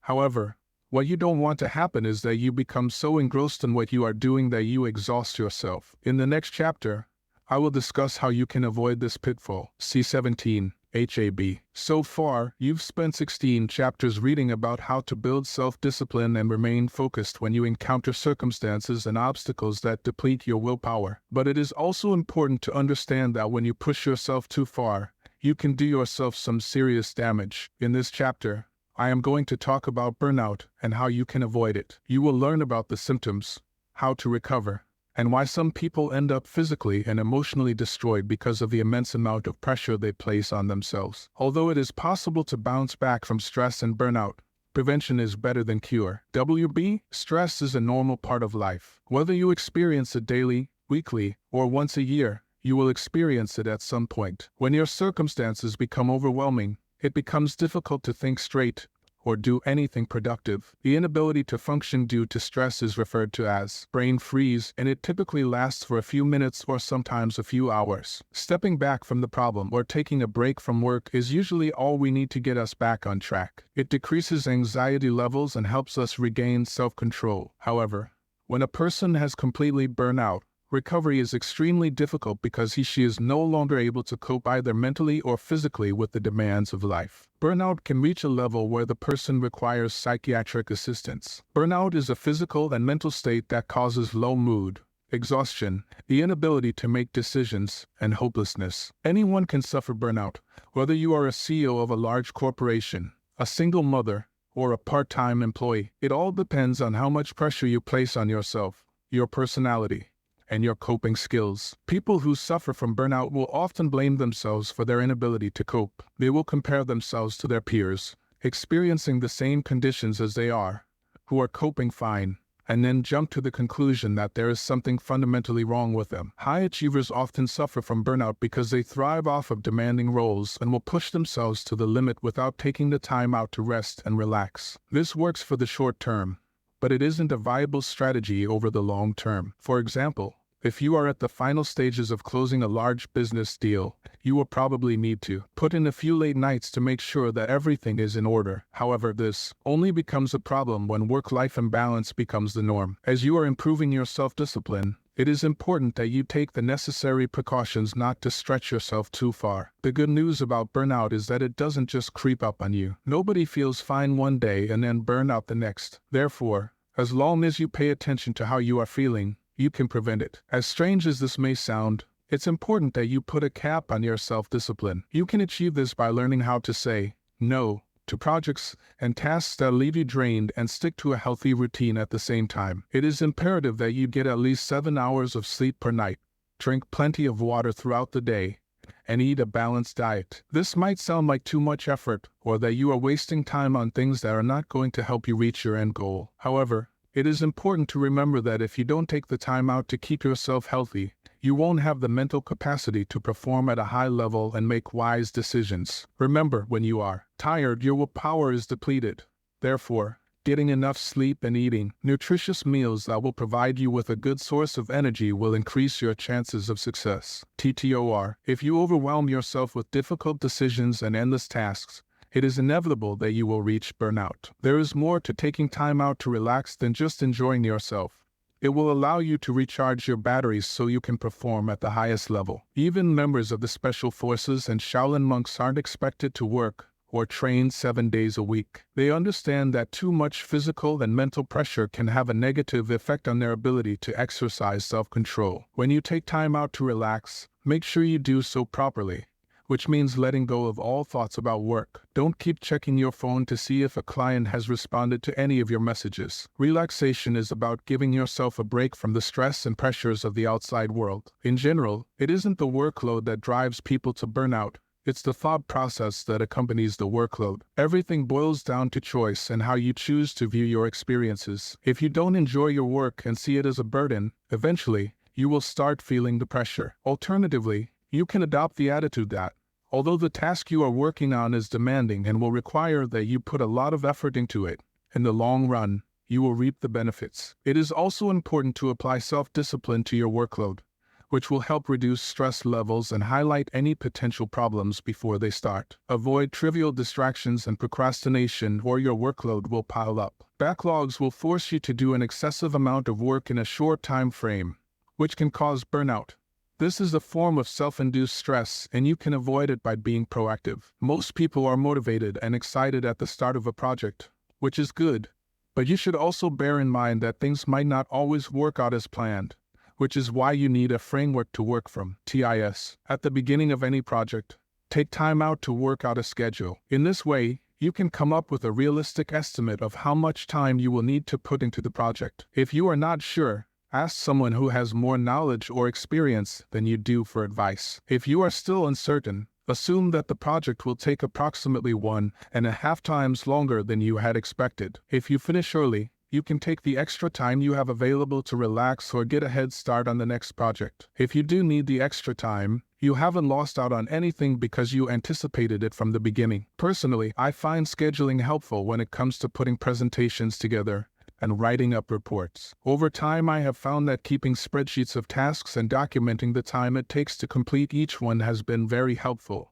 especially when it comes to my weekly planning. Although scheduling seems like a common-sense strategy for handling your workload, you would be surprised at how very few people implement this approach. One of the main reasons for not doing so is fear. Scheduling requires you to look closely at a project, and it highlights the fact that there is going to be a lot of work involved. There are also going to be challenges, and you've got to take into consideration the fact that things might not work out the way you had originally planned. The only way to get around this is to acknowledge your fears and take action regardless. There will never come a time when you will wake up and feel confident about a difficult assignment. In fact, until you start working on the project, your anxiety levels will increase. The earlier you get into the habit of doing this, the less stressed you will become in the long run. WIARB, I can hear you saying, okay, these tips you've provided are great, but I'm already exhausted and the thought of another day of work makes me physically sick. The only way to recover from burnout is to take some time off to give your body and mind a break. If you had broken your arm or were suffering from bronchitis,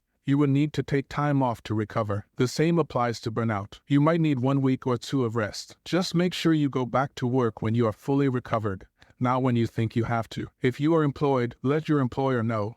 If you are self-employed, let your clients know. Fortunately, work-life balance is important to employers, so in most cases, you will get the sympathy and understanding that you deserve. During the recovery process, spend time reflecting on what you can learn from the experience. Remember, experiencing burnout doesn't mean that you can't cope with your job or you are a failure. However, it is a clear indication that you need to change the way you approach your work. When you are willing to evaluate what has gone wrong and what you could have done differently, it will provide a strong foundation for you to make constructive changes. Think back to the time when you began to show signs of burnout and write out a list of the strategies you could implement to prevent it from happening again. For example, was your burnout triggered when your work colleague went on vacation and you agreed to take over his workload? This would have been the perfect opportunity to use the power of no and inform your colleague that you've got too much to do already and won't be able to take on any more projects. Striking the right balance between safeguarding your mental health and pushing yourself to the limit is a skill,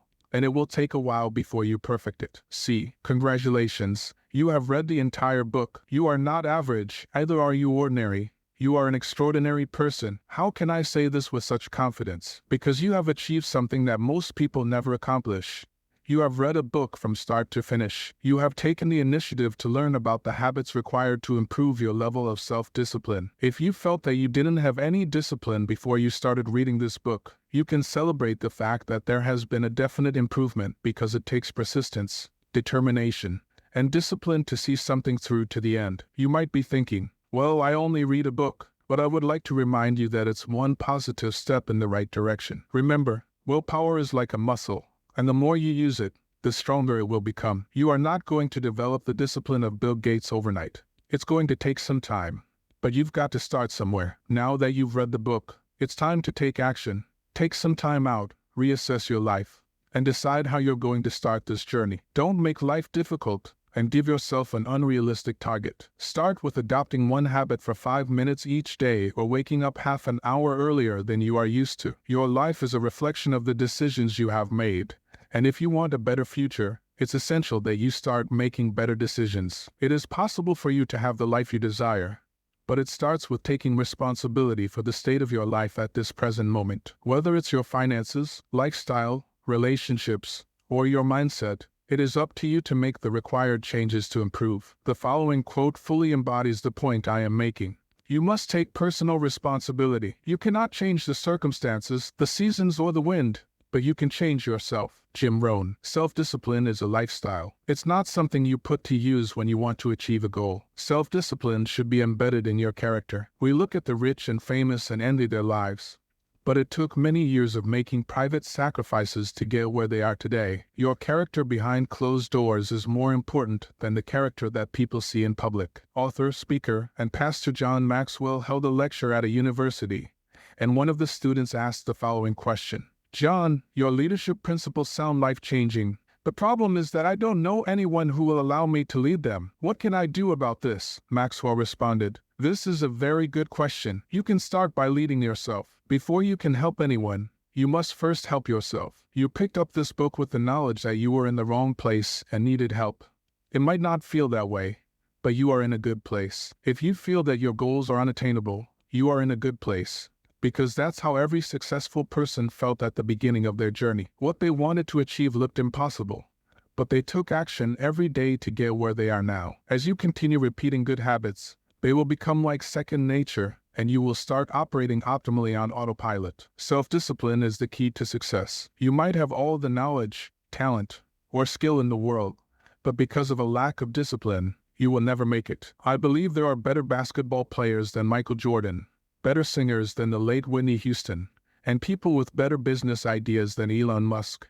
but the world will never know them because they have no self-discipline. Finally, I would like to remind you that there is a lot more to your self-discipline journey than you think. Whatever you want to achieve in life is going to have an impact on others, and if you fail to arrive at your place of purpose, the people who you would have had an effect on will never know that it's possible to achieve their dreams. One of the reasons why I write books is because I read many books by people who motivated me to get where I am today. I went to seminars and listened to motivational speakers to equip me with the knowledge I needed to get to my next level. If the people who gave me access to the information I required to achieve my dreams had given up because of a lack of discipline, there is a possibility that I wouldn't be where I am today, which means I wouldn't be writing this book and providing you with the knowledge you need to improve your self-discipline in order to succeed. You will never know what you are capable of until you start taking action and doing proactive, constructive things. Don't waste another second. Apply the principles you have learned and expect a radical transformation in your life. I wish you every success on your journey to mastering self-discipline. I really hope you enjoyed this book.